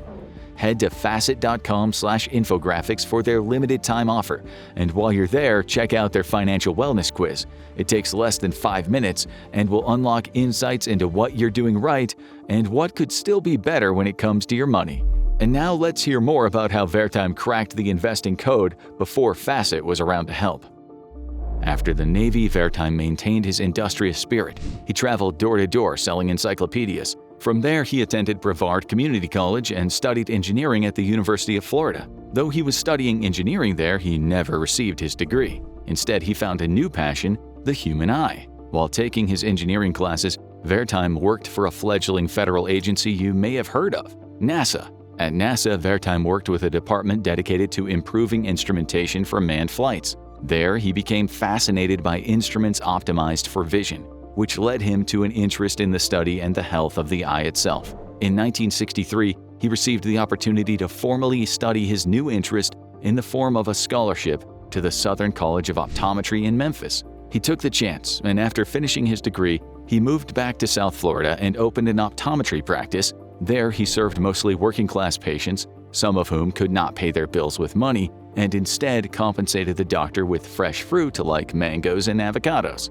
Vertime saw patients during the day and worked in the evenings on another one of his personal passions, inventing. Like the department at NASA so many years ago, he wanted to innovate and create new technology that would help people see better. In 1969, he was finally successful. He invented an eyeglass tint for plastic lenses that filtered and absorbed UV rays, helping to prevent the development of cataracts. As the Vietnam War raged on and plastics became the go-to material for glasses, the demand for a tint like Vertime had invented was rather high. He sold it in a royalty deal for $22,000, which he would never see due to a series of contract disputes. But he was not discouraged from inventing. Instead, he doubled down. In 1970, he set up Brainpower Inc., a technology consulting firm that quickly became home to more of his inventions. At Brainpower Inc., he developed tint, dyes, and other eyewear technology. He was still seeing patients while conducting experiments and developing new technology in a little laboratory space. 1 year after establishing Brainpower Inc., he managed to mix up a chemical formula that could remove dyes from plastic lenses, restoring them to their original clear state. He mixed this neutralizer in a coffee can and showed some to his wife Nicole. This, he told her, was going to make them millionaires. As it turned out, he was right. In addition to the neutralizer, Vertime invented aesthetically driven lens tints for UV protection and tints to help ease the symptoms of disorders such as epilepsy. With all of these products on offer, BPI quickly became one of the world's largest optical tint manufacturers. They sold their products to companies such as Zeiss, Bausch & Lomb, and Polaroid. In addition to the neutralizers and tints, the company began manufacturing cleaners, lab equipment, and other useful accessories for optometrists and ophthalmologists. In recent years, BPI has manufactured colored dyes that have been used to diagnose and aid in the treatment of conditions such as dyslexia, Parkinson's-related dyskinesia, and childhood migraines. Now with more than 100 patients under his belt, BPI has an annual net income of around $10 million. This has given him plenty of money to continue his habit of investing. Forbes has compared Vertime's investment strategy to that of Warren Buffett, Peter Lynch, and Jack Bogle. Before we continue to examine Vertime's strategy, let's take a closer look at these three iconic investors and their strategies. Warren Buffett is one of the wealthiest men in the entire world, and his vast wealth has been attributed to his investment strategy. Buffett follows the Benjamin Graham school of value investing. Essentially, value investors look for securities with prices that are unjustifiably low based on what their intrinsic worth would indicate. He evaluates companies on their merits as a whole, rather than focusing on the minutiae of their stocks. He considers factors such as company performance, company debt, and company profit margins. Value investors like Buffett also consider whether companies are public or private, how reliant the company is on commodities, and how cheap the stocks are. Peter Lynch is the former manager of the Magellan Fund at Fidelity, a major investment brokerage. He's regarded as one of the most successful investors of all time. He took over the fund in 1977 at 33 and ran it for 13 years before retiring in 1990 at the age of 46. His investment strategy included selecting stocks from familiar companies and then further evaluating them based on business models, competitive landscapes, and growth potential. He recommends diversification of one's stock portfolio and emphasizes the profitability of undervalued stocks with great growth potential. He's known for inventing the price-to-earnings growth ratio, which allows investors to more accurately determine whether a stock is inexpensive compared to its growth potential. He also has recommended prioritizing companies with below-average price-to-earnings ratios for their industry, combined with the potential to perform well. Peter Lynch wrote in his 1989 book, One Up on Wall Street, about the value of investing in what you know. This meant using any specialized knowledge that an individual might have to influence their chosen investments. His investment in Lear was exactly what Wertheim was doing. John Bogle was the founder of the Vanguard Group, one of the largest investment firms in the world. He's also credited with creating index investing, a passive investment technique that attempts to generate returns similar to a broad market index. It involves the buy and hold strategy, which is exactly what it sounds like. Index investing has several advantages, such as eliminating some of the biases and uncertainties that can arise in a stock-picking strategy. Index investing was intended to make investing easier and less costly for the average investor. Wertheim often invests in stocks based on their company's patent portfolios. He spends 12 hours a week reading various patents. Due to his research background and his work as an investor, he's able to evaluate these patents effectively. Some of the stocks he's chosen to invest in based on patent portfolios include IBM, 3M, and Intel. He told Forbes that he believes in sticking with a stock you truly believe in. If you like something at $13 a share, you should like it at $12, $11, or $10 a share. If a stock continues to go down and you believe in it and did your research, you buy more. You're actually getting a better deal. He continued, "My goal is to buy and almost never sell. I let it appreciate as much as it can and use the dividends to move forward." One example of a stock that he has treated this way is Microsoft, which he has held stock in since 1986. When the Windows operating system was released in 1985, he realized that it could compete with Apple. The shares have been paying dividends since 2003 and are now worth more than $160 million. He also purchased shares of Apple in 1980 and then more when the stock had fallen in value in the 1990s. And today, his Apple stock holdings are worth $195 million.